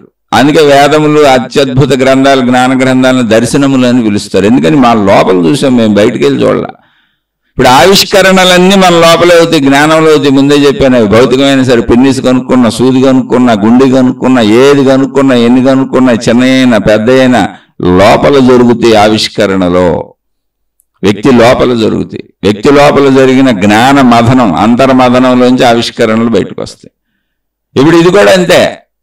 ఈ ఆత్మజ్ఞానం, ఆధ్యాత్మిక చదువు కేవలం అంతర్మథనం. నువ్వు అసలు బయటకు వెళ్ళకూడదు, నీ లోపల జరగాలి. అదంతా నీలో నువ్వు కూర్చోవాలి. ధ్యానం అంటే నీలో నువ్వు కూర్చుంటాం అనేటువంటి అలవాటుని చేసుకుంటున్నావు.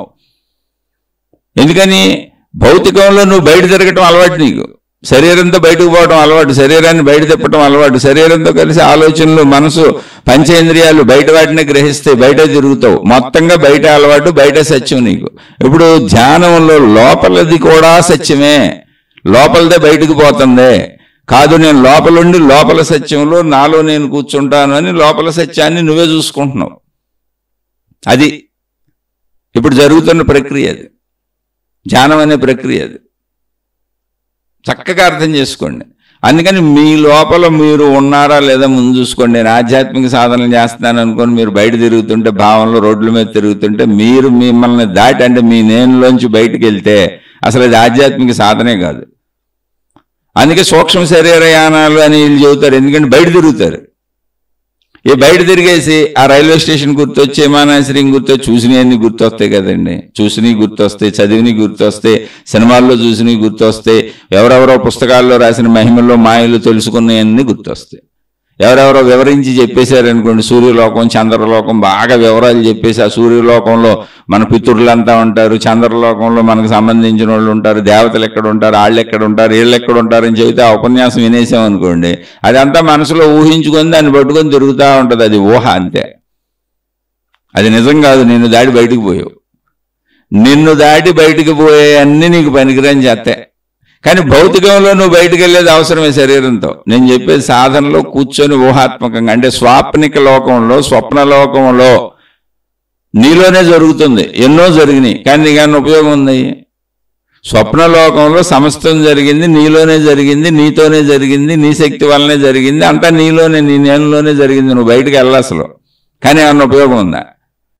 అలాగే ధ్యానంలో నేను సూక్ష్మలోకాలు తిరిగి వచ్చాను, వాళ్ళు కనపడ్డారు, వీళ్ళు కనపడ్డారు, నాకు బయట అవి జరిగినాయి, ఈ జరిగినాయి, వెలుగులు కనపడినాయి, దేవుళ్ళు కనపడ్డారు, దేవతలు కనపడ్డారు, ఏదో జరిగిపోతుంది, మహిమలు జరిగిపోయినాయి, మాయలు జరిగిపోయినాయి, నేను ఎక్కడికో ఎగిరిపోయాను, ఖండాంతరాలు వెళ్ళిపోయాను, కొండల్లోకి వెళ్ళిపోయాను, లోయల్లోకి వెళ్ళిపోయాను, సూక్ష్మ శరీరాలతో విహరించాను, దేవలోకాలన్నీ చూసేసి వచ్చాను అన్నాం అనుకోండి, జరిగితే జరగచ్చు. ఆ విధానాలు తప్పు రైట్ అని నేను అంటలా. కానీ ఆధ్యాత్మిక చదువులో, ఆత్మజ్ఞాన చదువులో నీ లోపల నువ్వు ఉండటము, ఈ విషయాన్ని ఎప్పుడు గుర్తుపెట్టుకోండి. నువ్వు బయట తిరగటం ఏదైనా ఒకటి శరీరంతో, మెలకువలో, జాగ్రత్త అవస్థలో బయట తిరుగుతున్నాం. లోపల ప్రాణశక్తిని, లోపల జ్ఞానాన్ని, లోపల మనసుని ఉపయోగించుకొని బయట తిరుగుతున్నాం. ఇప్పుడు ఏం చేసావు? సాధన చేస్తున్నానని చెప్పి కూర్చొని, కళ్ళు మూసుకు కూర్చొని ధ్యానావస్థ అని చెప్పి సూక్ష్మ శరీరంతో బయట తిరుగుతున్నావు, ఆలోచనలతో తిరుగుతున్నావు. సూక్ష్మ శరీరం అంటే ఏంటి? భావ శరీరం, జ్ఞాన శరీరం. దాన్ని బయటకు పట్టుకుపోతున్నావు. మామూలు శరీరంతో తిరిగినప్పుడు ఎలా తిరిగావో అప్పుడు కూడా భావమే కదా ఉపయోగపడేది, అప్పుడు కూడా ఆలోచనే కదా ఉపయోగపడేది, ఇప్పుడు కూడా అలాగే తిరుగుతున్నావు. అది కూడా బయట తిరుగుతూనే అవుతుంది. కాదండి నాకు అలా తిరగటం ఇష్టం, నేను దాన్ని నిజమని నమ్ముతున్నాను, సూక్ష్మ శరీర యానాలు నిజమని నమ్ముతున్నాను, అలా తిరగటం నిజమని నమ్ముతున్నాను, నేను అది మహిమలో మాయలు నాకు ఇష్టమండి, అలా తిరగటం ఇష్టమండి, సూక్ష్మ శరీరం బయటకు వెళ్ళటం ఇష్టమండి, నా మార్గం అదే, నా సాధన అంటే ఆళ్ళ జోలికి నేను అసలు వెళ్ళటలా. నేను మాట్లాడుతున్నటువంటి ఈ ఆధ్యాత్మిక చదువు అనేది అంతరంగానికి సంబంధించింది, వ్యక్తిగతమైనది, వ్యక్తి అంతరంగంలోది. ఈ వ్యక్తి అంతరంగంలో నువ్వు ఎక్కడున్నావు? ఏంటి అంతరంగం? మళ్ళీ అంతరంగం అంటే అద్భుతమా? కాదు. నేను అని నాకు లోపల అనిపిస్తుంది. ఎక్కడ? నా శరీరం లోపల. ఆ లోపల అనిపించేది ఎలా ఉంది? ఇలా ఉంది, అలా ఉందని చెప్పడానికి లేనట్టుగా చక్కగా లోపల ఉంది. దానికి ఒక రూపం లేదు, దానికి ఒక శబ్దం లేదు, దానికి ఒక వాసన లేదు, దానికి ఒక రుచి లేదు, దానికి ఒక రంగు లేదు, వాసన లేదు, ఎటువంటివి లేవు. శబ్దస్పర్శ రూపరసగంధములకు అనువైందిగా అది లోపల లేదు. మరి ఎలా ఉంది? ఉన్నదేం తెలిసేలా ఉంది. అంటే ఖాళీగా ఉంది, శూన్యంగా ఉంది. ఇంకా చెప్పాలంటే ఆకాశ స్థితి అని దాన్ని అంటారు. అదే జ్ఞానము. జ్ఞానం కూడా అదే. జ్ఞానం ఎలా ఉంటుంది? రంగు, రుచి, వాసన లేకుండా తెలుసుకునేలా ఉంటుంది. జ్ఞానము అంటే అది, ఆకాశతత్వం అంటే అది, ఆత్మశక్తి అంటే అది, ప్రాణశక్తి అంటే అది, అన్నీ అదే. అది ఎలా ఉంటుంది? జ్ఞానం ఎలా ఉంటుంది అంటే అన్నింటినీ తెలుసుకునేలా ఉంటుంది, తను తెలియబడేలా ఉండదు. అన్నింటినీ తెలుసుకునేది అదే, కానీ దాన్ని తెలుసుకోవడానికి దారేం లేదు. దాన్ని తెలుసుకోవడానికి దారి ఏంటంటే అదే, ఉన్నానన్న ఎరుక. జ్ఞానాన్ని జ్ఞానమే తెలుసుకోగలదు, మిగిలిన అన్నింటినీ జ్ఞానమే తెలుసుకోగలదు. కాబట్టి ఆ జ్ఞాన స్థితిలో కూర్చో. నీలో నువ్వు ఉండంటే అది, నిన్ను నువ్వు తెలుసుకో అని మహాత్ములు చెబితే అర్థం ఏంటంటే, నిన్ను నువ్వు అన్నప్పుడు నేనన్నది ఎక్కడ వస్తుందో అక్కడ కూర్చో వెళ్ళి. ధ్యానం అంటే అది, నీలో నువ్వు కూర్చోవటం, నీకంటే బయటికి వెళ్లకుండా ఉండటం. ఆ స్థితిలో నువ్వు స్థిరపడిపోయినప్పుడు నేను ఇప్పుడు ఎక్కడున్నాను? సపోజ్ ఆ స్థితిలో నేను కూర్చున్నాను, ఇప్పుడు నేను ఎక్కడున్నాను? నేను ఎక్కడున్నాను ఇప్పుడు అంటే నా లోపల ఉన్నాను.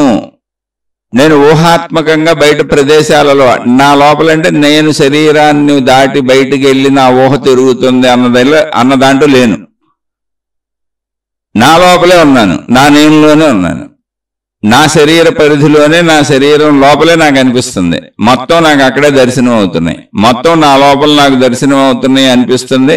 శరీర భావన కూడా ఎగిరిపోద్ది కొంతకాలానికి. అలా చూసుకోగా జస్ట్ ఊరుకునే నేను అని భావన మిగిలిపోద్ది. నేనులోనే జరుగుతుంది అంతే తప్ప ఊహతో బయటకు వెళ్ళటంలా.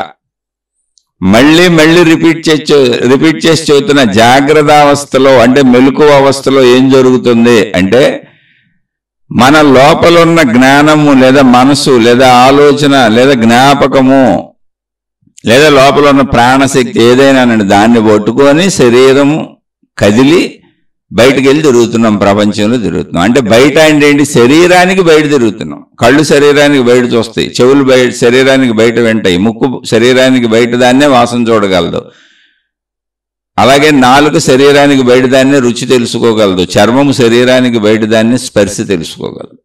కానీ వీటన్నింటికి సంబంధించినటువంటి మొత్తం అన్నీ ఎక్కడ ఉన్నాయి? నా లోపల ఉన్నాయి, మనసుగా ఉన్నాయి. ఇప్పుడు జ్ఞానంలో అవన్నీ నాకు తెలుస్తున్నాయి.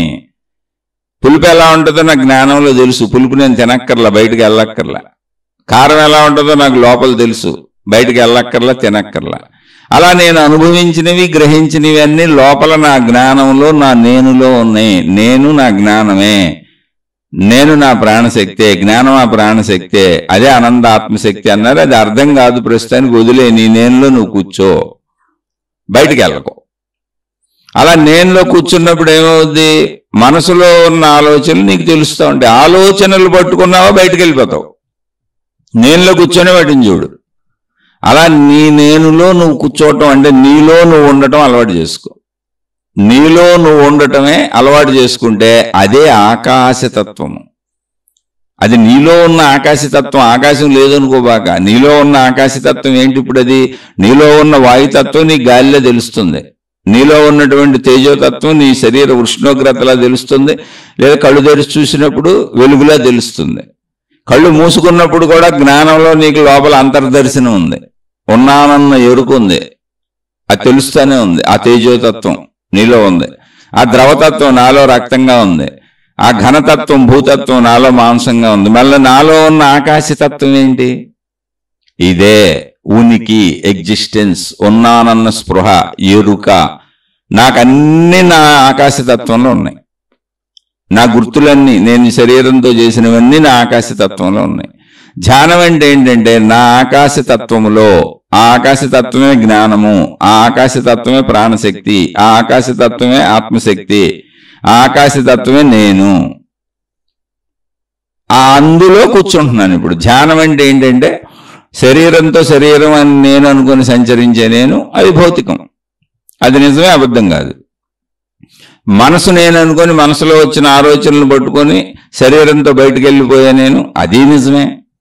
అది జీవించే 100 సంవత్సరాలు బతికున్నంతకాలం అలాగే జీవించాలి. మనసు లేకపోయినా, శరీరం లేకపోయినా అసలు జీవించడమే కుదరదు ప్రపంచంలో. ఇప్పుడు శరీరం ఉండి మనసు పని చేయట్లేదు అనుకో పిచ్చోడు అంటారు, మనసు ఉండి శరీరం లేదనుకో చచ్చిపోయాడు అంటారు. అసలు శరీరం లేకపోతే చచ్చిపోవటమే. ఇప్పుడు మనసు ఉందో లేదో కూడా తెలియదు, ఇంకా ఊరికనే విషయానికి అనుకున్నాం కానీ. అందుకని శరీర మనస్సుల కలయికతోనే భౌతిక జీవితం సాగుతుంది. ఈ భౌతిక జీవితంలో మనం ఆధ్యాత్మికతను తెలుసుకునే ప్రయత్నం, ఆధ్యాత్మిక చదువు, ఆత్మజ్ఞాన చదువు ఏంటంటే మనలో ఉన్న ఆకాశతత్వంలో కూర్చుంటాం. ఆకాశతత్వం ఎలా ఉంటుంది? బయట ఎలా ఉంది? ఖాళీగా ఉంది. బయట ఆకాశం ఎలా కనపడుతుంది? ఖాళీగా కనపడుతుంది, శూన్యంలా కనపడుతుంది, ఏమీ లేనట్టు కనపడుతుంది. అయితే అది బయట కాబట్టి మనకు అనుభవం లేదు, ఏమీ లేదు అనుకుంటున్నాం. నా లోపలికి వచ్చినప్పుడు కూడా అది అలాగే ఉంది, ఖాళీగా ఉంది, శూన్యంగా ఉంది. కానీ అందులో అన్నీ ఉన్నాయి. ఏమున్నాయి? నేనన్న భావన ఉంది, నేను ఈ శరీరం అన్న భావన ఉంది, ఈ శరీరంతో నేను గ్రహించినటువంటి విషయాలన్నీ నా లోపల ఉన్నాయి. ఎక్కడున్నాయి? నా ఆకాశతత్వంలో ఉన్నాయి. నా మనసు అదే, నేను దాన్నే మనసు అంటున్నా. అదే నా ప్రాణశక్తి, నాలో ఉన్న ప్రాణశక్తి అదే. ఎందుకంటే మనిషి చనిపోతే ప్రాణం పోయింది అంటున్నారు. ఆ ఆకాశతత్వమే నాలో ఉన్న ప్రాణశక్తి. కాబట్టి ఆకాశతత్వం బయట ఎలా ఖాళీగా శూన్యంగా ఏమీ లేనట్టుగా ఉందో, నాలో ఉన్న ఆకాశతత్వంలో ఉన్నాయన్నీ కూడా నాకు ఎలా ఉన్నాయో తెలియట్లేదు. ఎందుకని? అది ఖాళీ, అది శూన్యం, అది శక్తి. ఎలా ఉందా అలా ఉందని తెలియదు. తెలియాలి అంటే ఎలా ఉండాలి? కంటికి కనపడాలి, చెవికి వినపడాలి, ముక్కుకి వాసన దొరకాలి, చర్మానికి స్పర్శ దొరకాలి, నాలుగుకి రుచి దొరకాలి. ఇలా అయితేనే నాకు తెలుస్తుంది. కానీ ఆకాశతత్వం అలా లేదు. నాలో ఉన్న ఆకాశతత్వం అయినంతే, బయట ఉన్న ఆకాశతత్వం అయినంతే. బయట ఉన్న ఆకాశతత్వాన్ని వదిలేసాయి, నీలో ఉన్న ఆకాశతత్వంలో స్థిరపడు. నీలో ఉన్న ఆకాశతత్వమే నీ జ్ఞానం. ఆ జ్ఞానం వేరు, ఆకాశతత్వం వేరు కాదు. కాబట్టి అందులో కూర్చో. ఆ నేను అని నీకు అనిపిస్తున్న భావన ఏది ఉందో, నీకు ఎన్ని ఆలోచనలు వచ్చినా రాని, మనసులో ఎన్ని వచ్చినా రాని, ఎన్నైనా భావాలు కదలని, జ్ఞాపకాలు కదలని, కానీ అవన్నీ ఎక్కడ కదలాలి? నా లోపల కదలాలి. నా లోపల కదలాలంటే ఒక డబ్బాలో కందిపప్పు పోసాం. ఇప్పుడు కందిపప్పు ఎక్కడ ఉంది? డబ్బాలో ఉంది. డబ్బా లోపల కందిపప్పు ఉంది, డబ్బా లోపల మినపప్పు ఉంది, డబ్బా లోపల పెసరపప్పు ఉంది, అన్ని డబ్బా లోపల ఉన్నాయి. వాటర్ ట్యాంక్ లోపల నీళ్లు ఉన్నాయి, బయట లేదు. అలా నీలో ఎన్ని ఆలోచనలైనా కదలనాయి, నీలోనే చూసుకో. ఆలోచన పట్టుకు బయటకు వెళ్ళిపోబాక. ఆలోచనలో వచ్చిన మనిషి, ఆలోచనలో వచ్చిన పదార్థము, ఆలోచనలో వచ్చిన విషయము, ఆలోచనలో వచ్చినటువంటి ప్రదేశము ఏదైనా సరే దాన్ని పట్టుకొని దాని స్థితిలో దానితో పాటు బయటకు వెళ్ళిపోబాక, దాని దగ్గరికి వెళ్ళిపోబాక. ఊహలో నీలోనే ఉండి దాన్ని గమనించు. అంటే ఏంటి, ఇప్పుడు అన్ని నాలోనే ఉన్నాయని నీకు తెలియాలి. అది ఇక్కడ పాయింట్. అది ధ్యాన సాధన ఏంటంటే ఆలోచనలు ఆగిపోవటం కాదు. నా ఆకాశతత్వం అనేటువంటి, నా జ్ఞానతత్వం అనేటువంటి, నా ప్రాణశక్తి అనేటువంటి నాలో, నా ఎరుకలో, నా స్పృహలో, నా జ్ఞానశక్తిలో, నా ప్రాణశక్తిలో ఇవన్నీ ఉన్నాయి. ఇవన్నీ ఉన్నమాట నిజమే. ఈ ఉన్నవాటినన్నీ పట్టుకొని నేను శరీరాన్ని పట్టుకొని బయట జాగ్రత్త అవస్థలో తిరుగుతూ ఉంటాను. అది నాది ఒక స్థితి. శరీరం నేనన్న భావంలో తిరుగుతాను. ఇప్పుడు నేను కూర్చున్నదే ఆధ్యాత్మిక చదువు, ఆత్మజ్ఞాన చదువు. అందుకని నేను సాధన అని కూర్చున్నా. దానికి మహాత్ములు అందరూ ధ్యానం అని పిలిచారు కనుక నేను దాని ధ్యానమే అంటున్నా. ధ్యానం అంటే ప్రక్రియ కాదు. నా ఆకాశతత్వంలో, నా జ్ఞానతత్వంలో నాలో నేను కూర్చుంటున్నా, బయటికి వెళ్ళను. మొత్తం నాలో నేను చూస్తున్నా.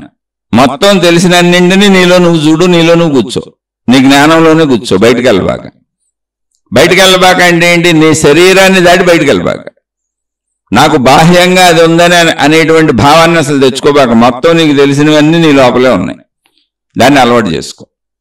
దాన్ని అలవాటు చేసుకుంటే జ్ఞానం తెలిసిపోద్ది. మొత్తం జ్ఞానం నా లోపల ఉంది, నేను జ్ఞాన స్వరూపాన్ని అని కొంతకాలానికి నీకు అనుభవం వద్ద సంవత్సరాలు పట్టొచ్చు. ముందు అసలు నీలో నువ్వు కూర్చోవటం అలవాటు చేసుకో. బయట తిరగడం అలవాటు అయిందిగా మనకి. శరీరం పరిమితమని, శరీరానికి భిన్నంగా అనేకం ఉన్నాయని ప్రపంచంలో తిరగడం అలవాటు అయిందిగా. దాన్ని కొద్ది కొద్దిగా చెయ్యి. పోనీ ప్రపంచంలో జరగటం ఆపేస్తానండి, మానేస్తానండి, ఆధ్యాత్మికతలో ఉంటానండి అని పిచ్చోహలు చేయబాకండి. అవి పిచ్చోహలు. ఎందుకంటే శరీరంతో బ్రతకాలి అంటే నువ్వు మామూలుగా బతుకుతున్న బ్రతుకు కరెక్టే. శరీరం నిజమే, ఇంద్రియాలు నిజమే, బయట ప్రపంచం నిజమే, ఇందులో అబద్ధమేమీ లేదు. కానీ అది ఎంతవరకు నిజం అంటే శరీరం నశించే వరకు నిజం.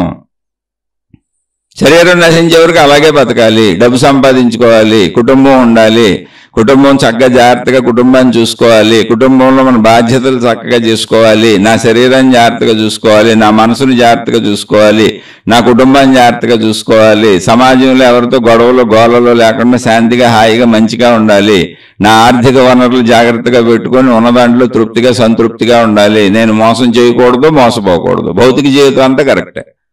నువ్వు అనుభవించే పంచేంద్రియ సుఖాలన్నీ ధర్మంగా అనుభవించు, కరెక్టే. అవి అనుభవించమనే సృష్టి పెట్టింది, అందులో తప్పు లేదు. అసలు అనుభవించాలని అనిపిస్తుంది, అనిపించేదాన్ని ఆపకో, అణచుకో. అణిచావా అది నీకే ప్రమాదం.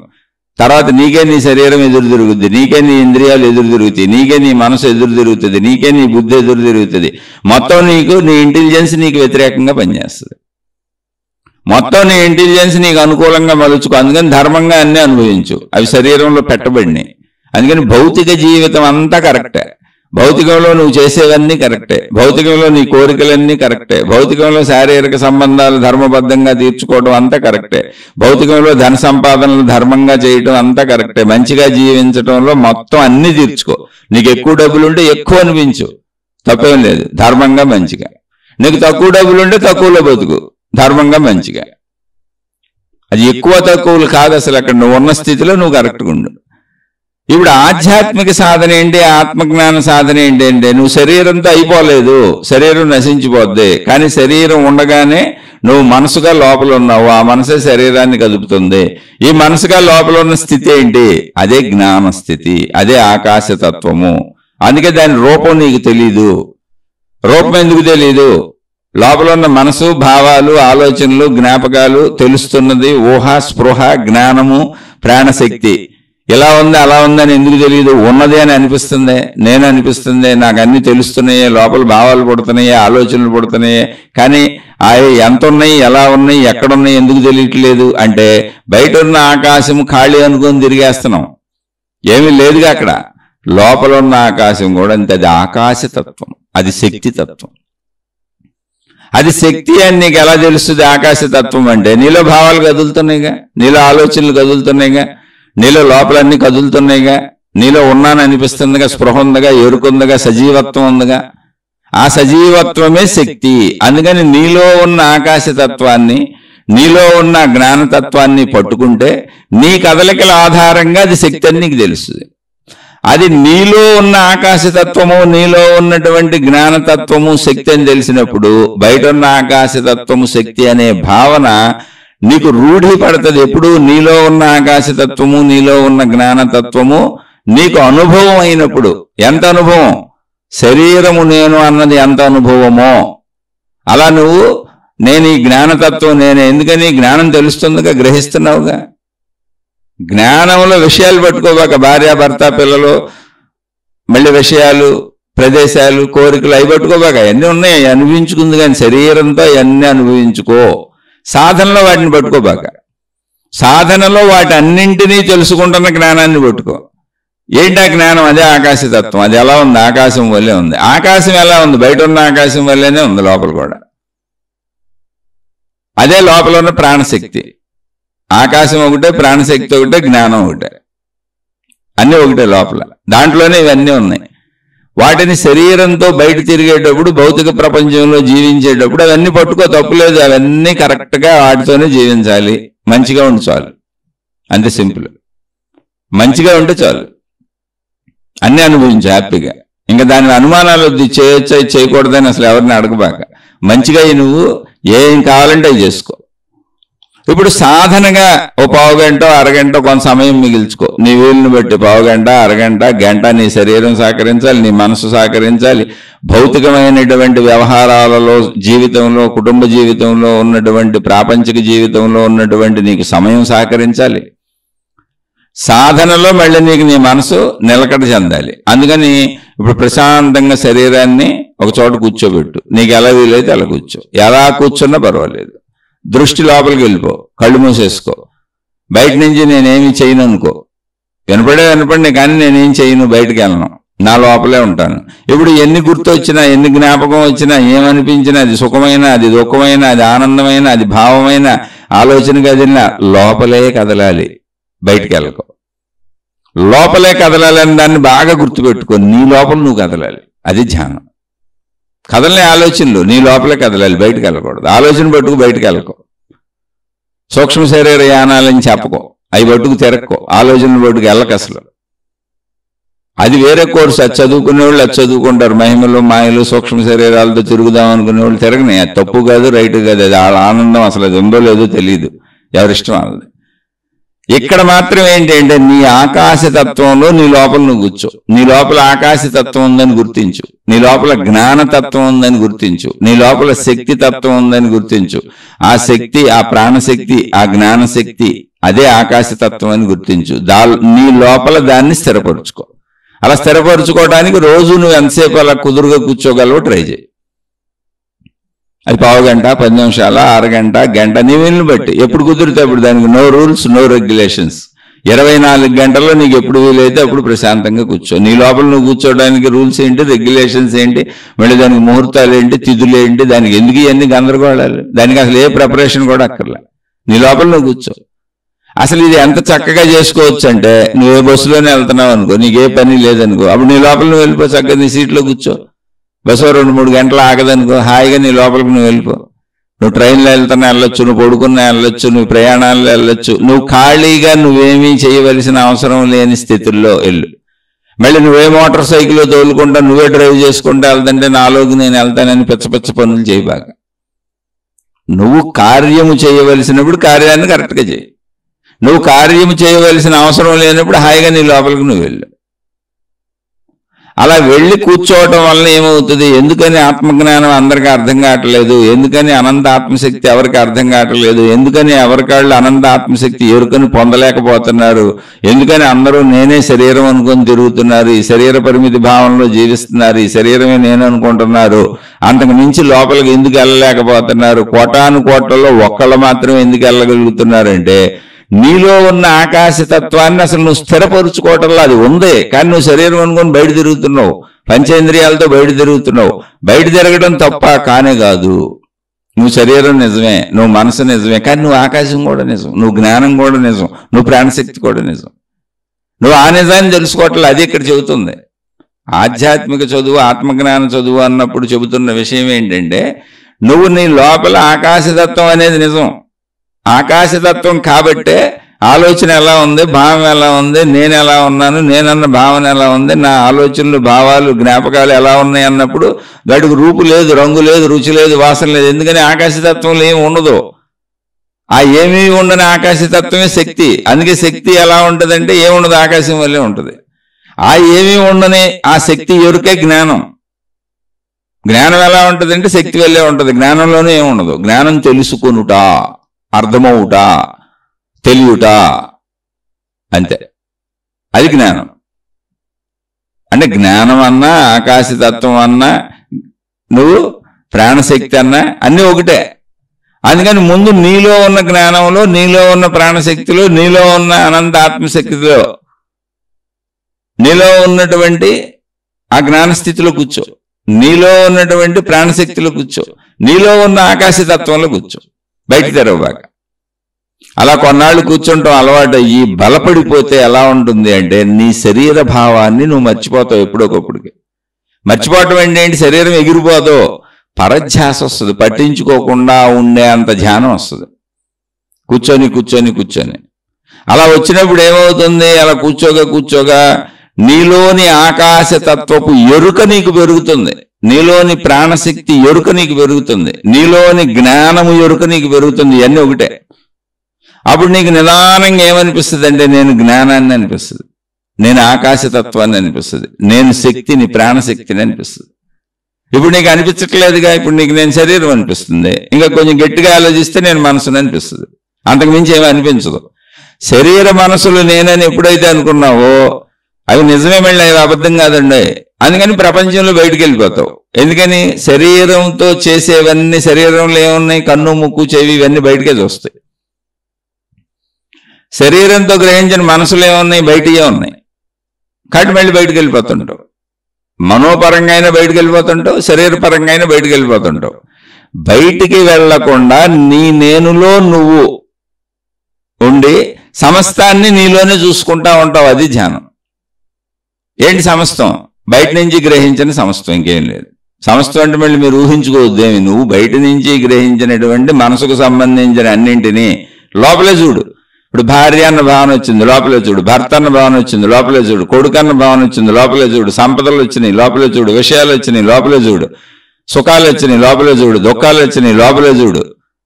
ఏదైనా, దేవుళ్ళు వచ్చారు, లోపలే చూడు. దెయ్యాలు వచ్చినాయి, లోపలే చూడు. ఏదైనా నీ లోపలే చూడు, బయటికి వెళ్ళకో.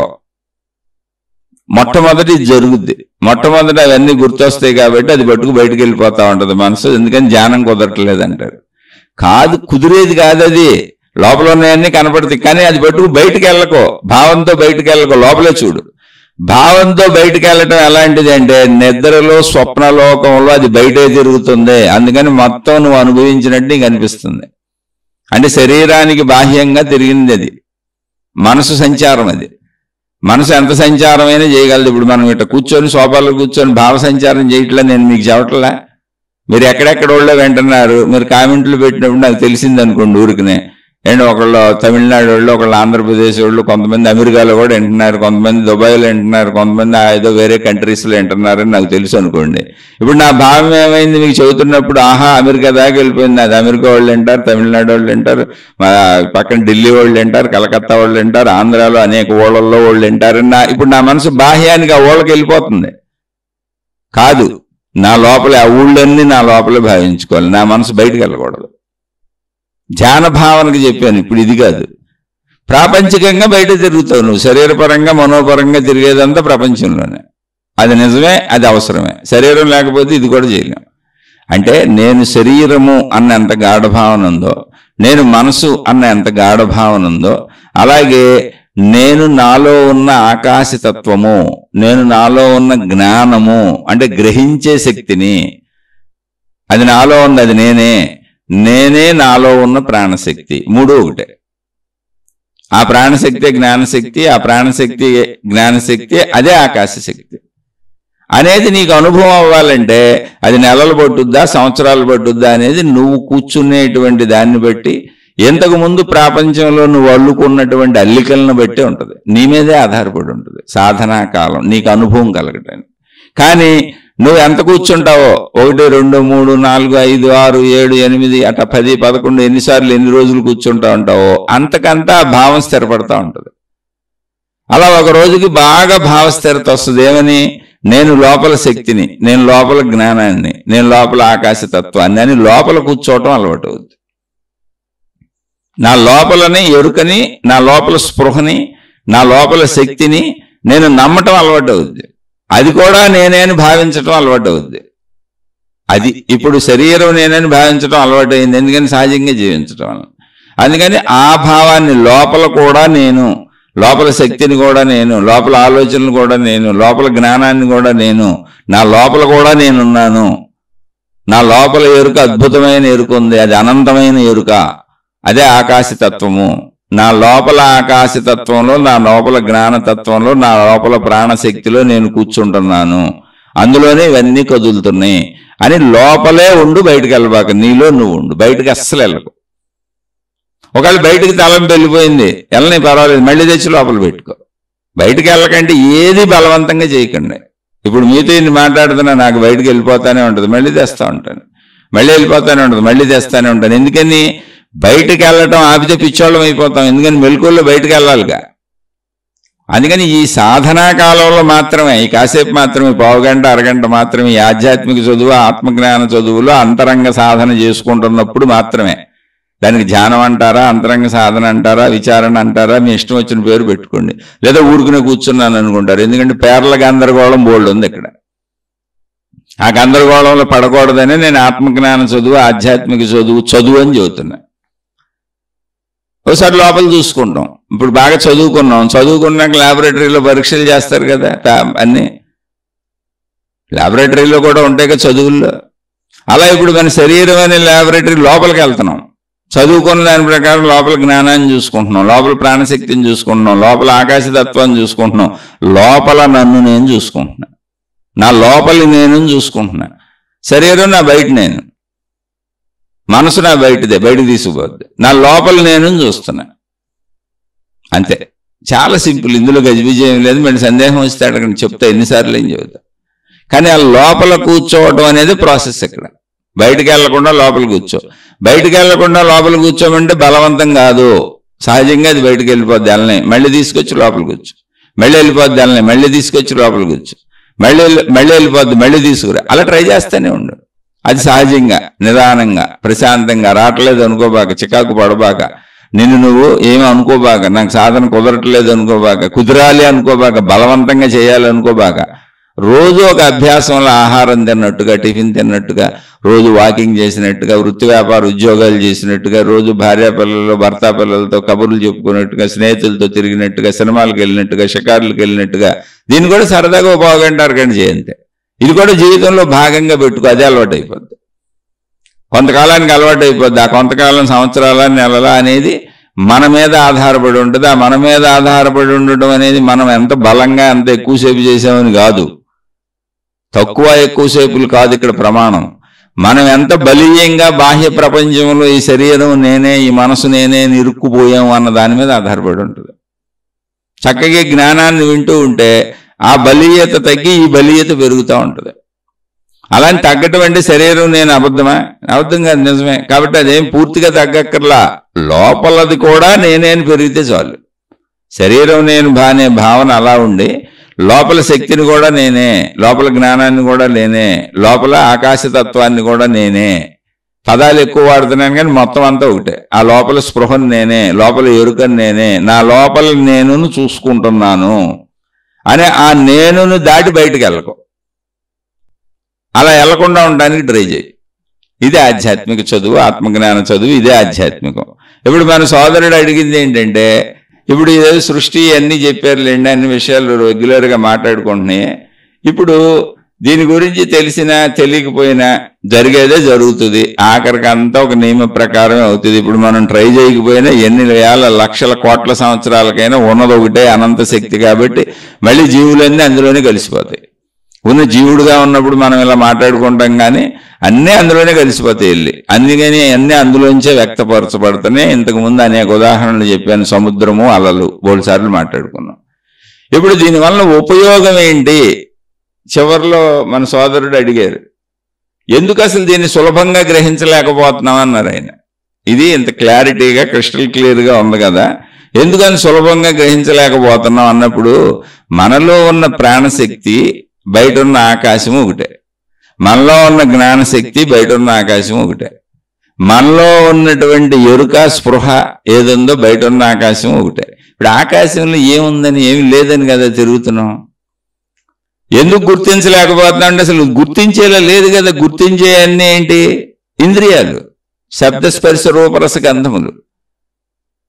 అది గుర్తించేలా లేదు. గుర్తించే వాటిని అన్నింటినీ గుర్తించేది అది. దాన్ని గుర్తించాలంటే దాంతోనే పట్టుకోవాలి. అందుకని నీలో నువ్వు కూర్చోవాలి. ఎందుకు సులభంగా గుర్తించలేకపోతున్నావు అంటే అది పదార్థం కాదు. గుర్తించేదేంటి? కన్ను, గుర్తించేదేంటి చెవు, గుర్తించేదేంటి ముక్కు, గుర్తించేదేంటి నాలుక, గుర్తించేదేంటి చర్మము. ఇవి గుర్తించేవి, ఇవి జ్ఞానేంద్రియాలు. ఇప్పుడు ఇవి గుర్తించటానికి ఆధారమైన శక్తి ఏంటి? ప్రాణశక్తి. అంటే గుర్తించే వాటికే మూలం అది. ఇప్పుడు గుర్తించే దాటికి మూలమైందని ఎలా గుర్తిస్తాం? గుర్తించేమో శరీరంలో బయట ఉండే.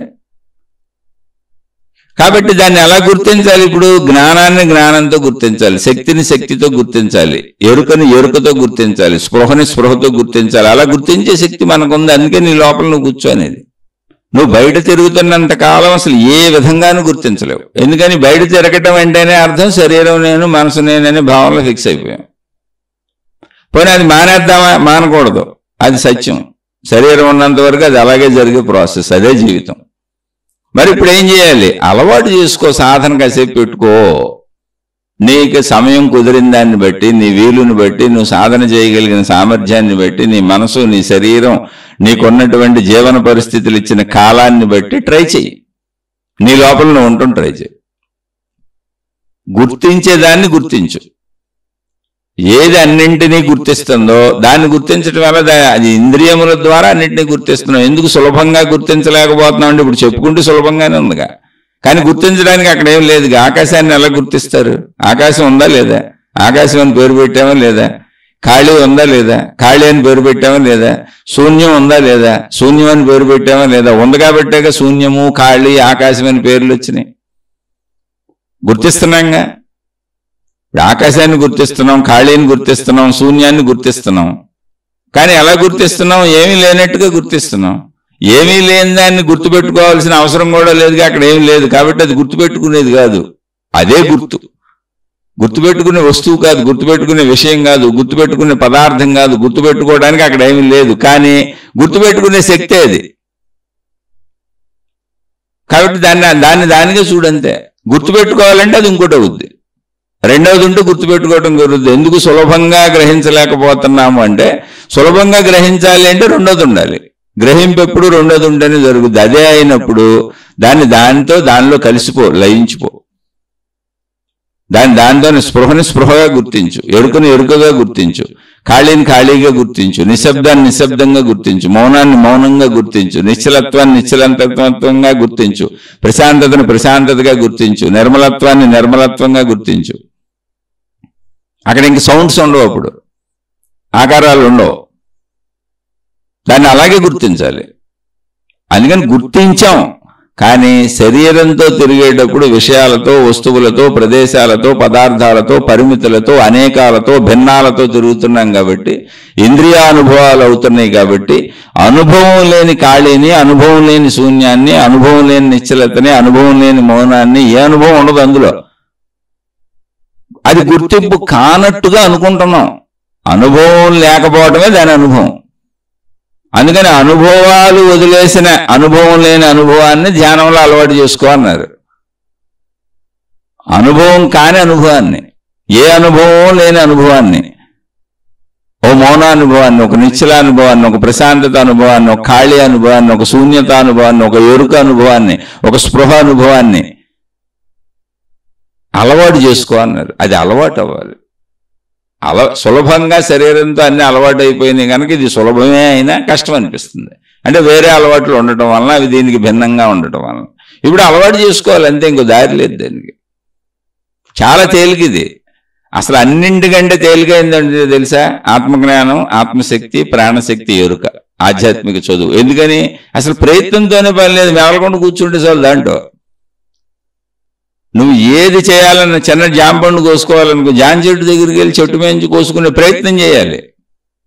ప్రతి దానికి ప్రయత్నం ఉంది. ప్రయత్నాలన్నీ ఆపేస్తే నువ్వు నీ ఆత్మశక్తిలో ఉంటావు. అసలు దీనికి శ్రమే లేదు. కానీ ప్రయత్నాలకు అలవాటు పడిపోయాం, అనుభవాలకు అలవాటు పడిపోయాం, భావాలకు అలవాటు పడిపోయాం, శ్రమకు అలవాటు పడిపోయాం, కదలికలకు అలవాటు పడిపోయాం. అందుకని ప్రయత్నించకుండా అత్యంత తేలికగా సులభంగా ఉన్నదాన్ని అసలు గుర్తించడం కష్టమైపోయింది మనకి. కానీ అసలు ఏ ప్రయత్నము లేని స్థితి. దీని అంత తేలికైంది ఇంకోటి లేదు. అప్రయత్నంగా అలా కూర్చో అంతే. ఆ కూర్చున్న స్థితి అది. నీలో నువ్వు కూర్చో అంతే. చాలా సులభతరమైంది ఇది. ఎందుకంటే దానికి ప్రయత్నం ఎక్కర్లేదు. అందుకని ఎందుకు సులభంగా అర్థం కావట్లేదు అంటే, సులభంగా అర్థం కాకపోవడం ఏమి లేదు, శరీర భావాలకి ఇంద్రియ భావాలకు అలవాటు అవడం వలన. కానీ అన్నింటికంటే సులభంగా అర్థమయ్యేది ఇది. నువ్వు మేలకుండా ఉండటమే అదే, అంతే. నువ్వు మౌనంగా ఉంటే ఆత్మస్థితిలో ఉన్నట్టే, నువ్వు నిశ్చలంగా ఉంటే ఆత్మస్థితిలో ఉన్నట్టే, నువ్వు ప్రశాంతంగా ఉంటే ఆత్మస్థితిలో ఉన్నట్టే. నువ్వేమీ చేయకుండా అలా ఖాళీగా నిశ్చలంగా కళ్ళు మూసుకొని ఉంటే ఆత్మస్థితిలో ఉన్నట్టే. నువ్వు నిద్రపోతున్నప్పుడు ఆత్మస్థితిలోనే ఉన్నావు. అలా మెలకువలో శుభ్రంగా అలా హాయిగా కూర్చో, ఆత్మస్థితిలోనే ఉంటావు. అప్రయత్నంగా నువ్వు ఉండేదంతా, ప్రయత్నం లేని స్థితి అంతా ఆత్మస్థితి. చాలా సులభతరం ఇది. అయితే మళ్ళీ ఇక్కడ ఇంకా వీరు అడిగింది ఏంటంటే, ఒకవేళ దీన్ని ఎందుకు గ్రహించలేకున్నాం సులభంగా అన్నారు. ఒకవేళ గ్రహిస్తే కలిగే మార్పులేంటి? జీవన ప్రయాణంలో అవి ఎలాంటి అనుభవాలను, ధర్మ ప్రక్రియలను తీసుకువస్తుంది అంటే దీన్ని గ్రహిస్తే వచ్చేది ఏంటి? దీన్ని గ్రహిస్తే వచ్చేది ఏంటంటే అసలు జీవితంలో చెడే చెయ్యు. ఒకటి, దుఃఖం ఉండదు. ఎందుకు దుఃఖం ఉండదు? దుఃఖం శరీరానికి సంబంధించి నేను పొందాను, పొందలేకపోయాను, పొందింది పోగొట్టుకున్నాను. పొందాను అన్నది ఏంటి? వస్తువులు, విషయాలు, మనుషులు, అన్నీ పరిమితులు. అవి నువ్వు పోగొట్టుకోపోయినా నశించిపోతాయి. అలాని పొందొద్దు, పారేయమని చెప్పట్లేదండి. శరీరం ఉన్నంత వరకు అన్నీ అవసరమని నేనే నిక్కచ్చిగా చెబుతున్నా మీకు. శరీరం ఉన్నంత వరకు అన్నీ కావాల్సిందే, తప్పకుండా కావాలి. శరీర ధర్మాలు మామూలు భౌతిక జీవితాన్ని అసలు నేను ఎప్పుడూ అవసరమని, ముఖ్యమని చెబుతున్నా. అది లేకపోతే ఆధ్యాత్మిక జీవితం కుదరదు. కానీ ఏదైనా సరే ఈ పొందాను, పోగొట్టుకున్నానన్న సుఖదుఖాలు ఉయ్యాలాట ఎక్కడుంది? ఈ పొందడంలో వాళ్ళకి ఎక్కువ వచ్చింది, నాకు తక్కువ వచ్చింది, వాళ్ళు ఎక్కువ బతుకుతున్నారు, ఈర్ష్యలు, అసూయలు, ద్వేషాలు, చెడులు, దాని నుంచి ఉత్పన్నమయ్యే చెడ్డ గుణాలు, మనం చేసే చెడ్డ పనులు, మోసాలు, అన్యాయాలు, అక్రమాలు, అబద్ధాలు ఇవన్నీ పోతాయి. ఎందుకని? జ్ఞానం అర్థమైంది. ఉన్న శరీరపరంగా అలా బతుకుతున్నాను, శరీరం ఉన్నంత వరకు బతుకుతాను, శరీర అవసరాల కోసం ఇవన్నీ చేస్తున్నాను తప్ప నేను చావు లేనటువంటి జ్ఞానశక్తిని, నేను ఆకాశతత్వాన్ని, నేను చావులేని ప్రాణశక్తిని, నేను ఎరుకని, నేను స్పృహని, నేను నిశ్చలత్వాన్ని, నేను నిర్మలత్వాన్ని, నేను ప్రశాంతతని, నేను ఆకాశము వలె సర్వవ్యాపకతని అన్నప్పుడు అసలు చెడు చేయాలని అనిపించదు. ఎందుకు? శరీరం బతుకు కోసం నా శరీర అవసరంకు కోరిక ఆడవడం, మోసం చేయడం ఎందుకు? ఉన్నదాంతో తృప్తి పడదాం అనిపిస్తుంది. అందుకని ధర్మయుతమైన జీవనం వచ్చేస్తుంది.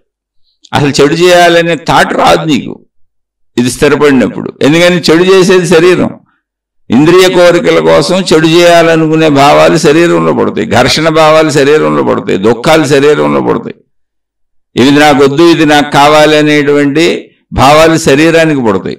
ఎప్పుడైతే జ్ఞానం అర్థమైందో, జ్ఞానశక్తిని నేనని తెలిసిందో, శరీరంతో పాటుగా లోపల ఉన్న శక్తిని నేనని తెలిసిందో, అన్ని సద్భావాలే పడతాయి. ఎందుకంటే శక్తికి నశింపు లేదు, జ్ఞానానికి నశింపు లేదు, మౌనానికి నశింపు లేదు, ప్రశాంతతకి నశింపు లేదు. దాన్ని ఎవరు చంపలేరు. ఖాళీని ఎవరు చంపలేరు, శూన్యాన్ని ఎవరు చంపలేరు, మౌనాన్ని ఎవరు బాధించలేరు, ప్రశాంతతని ఎవరు చితకొట్టలేరు.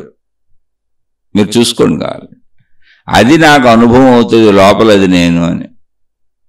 శరీరాన్ని ఎవరైనా బాధించవచ్చు, శరీరాన్ని ఎవరైనా ఇబ్బంది పెట్టవచ్చు, ఆ పరిమితి తత్వాన్ని ఎవరైనా బాధ పెట్టవచ్చు. అందుకని భయం మనకి.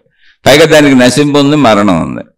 ఇప్పుడు శక్తిని నేను, ఆ జ్ఞానశక్తిని అని తెలిసినప్పుడు మరణ భయం పోద్దు కనుక మూల శరీర భయం తగ్గిపోద్ది, ధర్మ ప్రవృత్తి వస్తుంది. అందరూ నాలాంటి వాళ్ళే పాపం ఇలాగే బతుకుతున్నారు, అందరూ శరీర ధ్యాసలో ఉన్నారులే, ఏదో చిన్న చిన్న తప్పులు చేస్తూ ఉంటారని క్షమించే గుణం కూడా వస్తుంది. ఎందుకని జ్ఞానం నాకు తెలిసింది, జ్ఞానం వాళ్ళకి తెలియలేదు కాబట్టి దాన్ని తెలుసుకోవటం వలన నాకు సుఖ దుఃఖాల అతీతత్వం వస్తుంది, నాలో దుఃఖాలు తగ్గుతాయి, నాలో ప్రశాంతత పెరుగుద్ది, ఎదుటి వ్యక్తిని క్షమించే గుణం పెరుగుద్ది. ఇంకా ఒకవేళ నాకు బాగుండి భౌతికంలో అన్ని సమకూరితే ఎదుటి వాళ్ళకు మేలు చేసే గుణం పెరుగుతుంది, త్యాగ గుణం పెరుగుతుంది. అలా నేను బతికినన్నాళ్ళు హాయిగా ఆనందంగా బతుకుతాను, ప్రశాంతంగా బతుకుతాను. నా వలన ఎవరికి ఎటువంటి ఇబ్బంది ఉండదు. శరీరం శిథిలమైపోతున్నా నేను శక్తిని అన్న ఎరుక నాకు తెలుసు కనుక, ఆ జ్ఞానం నేనే అన్న ఎరుక నాకు తెలుసు కనుక, ఆ జ్ఞానము శక్తి ఆకాశతత్వం అని నాకు తెలుసు కనుక నేను ఆకాశంగా ఎప్పుడూ ఉన్నాను, జ్ఞానంగా ఎప్పుడూ ఉన్నాను, శక్తిగా ఎప్పుడూ ఉన్నాను. శరీరం పోయింది అంతే, ఉన్న శరీరం నశించిపోయింది. వేరుశనగ పప్పు పైన తొక్కులు తీసేస్తే పప్పులు లోపల ఉంటాయి. ఉన్న ఉదాహరణ చెప్పాను వీళ్ళు, అది పోలిక కాదు, అర్థం అవడానికి ఉన్న ఉదాహరణ. ఇప్పుడు ఆ వేరుశనగ పప్పు ప్రధానమైంది, మనకు తొక్కులతో పని లేదు, అందుకని ఒలిచి బయట పారేస్తాం. ఒలిచి తొక్కులు బయట పారేసేంత వరకు పప్పు కనపడదు, తొక్కే కనపడుతూ ఉంటుంది. అలాగే ఈ శరీరం అనేటువంటిది వేరుశనగ పప్పు పైన తొడుగు వలే, అది రాలిపోద్ది. ఆకాశతత్వం అనంతంగా మిగిలిపోయి ఉంటుంది. అలానే ఆకాశతత్వం పరిమితం అనుకోబోకుండా అనుభవం కలిగినాక తెలుస్తుంది అది అపరిమితం అని. అప్పటి వరకు వేరుశనగ పప్పు ఉదాహరణ చెప్పుకుందాం, వేరుశనగకాయ ఉదాహరణ చెప్పుకుందాం. ఒక ధార్మిక చక్కటి సత్ప్రవర్తన వస్తుంది, సుఖ దుఃఖాలు తగ్గుతాయి. సుఖం ఉంటుంది, దుఃఖం తగ్గుద్ది, దుఃఖభావం తగ్గుద్ది. మనకే కాదు, మన ఎదుటోళ్ళకి కూడా దుఃఖం కలిగించం. హాయిగా ఉంటుంది జీవితం, ప్రశాంతంగా సాగిపోద్ది, ఆనందంగా సాగిపోద్ది, సంతోషంగా సాగిపోద్ది. కుటుంబ జీవితం కానీ వ్యక్తిగత జీవితం కానీ అన్నీ బాగుంటాయి. అందుకే ఋషులు మునులు యోగులు అనే వాళ్ళందరూ కూడా పూర్వకాలం పెళ్లిళ్ళు చేసుకొని హాయిగా బతికారు, సంతోషంగా బతికారు. అంతా వాళ్ళు సంతోషంగా ఉన్నారు, చుట్టూ ఉన్న వాళ్ళకి సంతోషాలు ఇచ్చారు. వాళ్ళు అందించిందే ఈ ఆత్మజ్ఞానం. వాళ్ళు పెళ్లిళ్ళు చేసుకొని పిల్లలను కానీ కుటుంబ జీవితాలు గడిపి అప్పుడు అందించారు మనకి.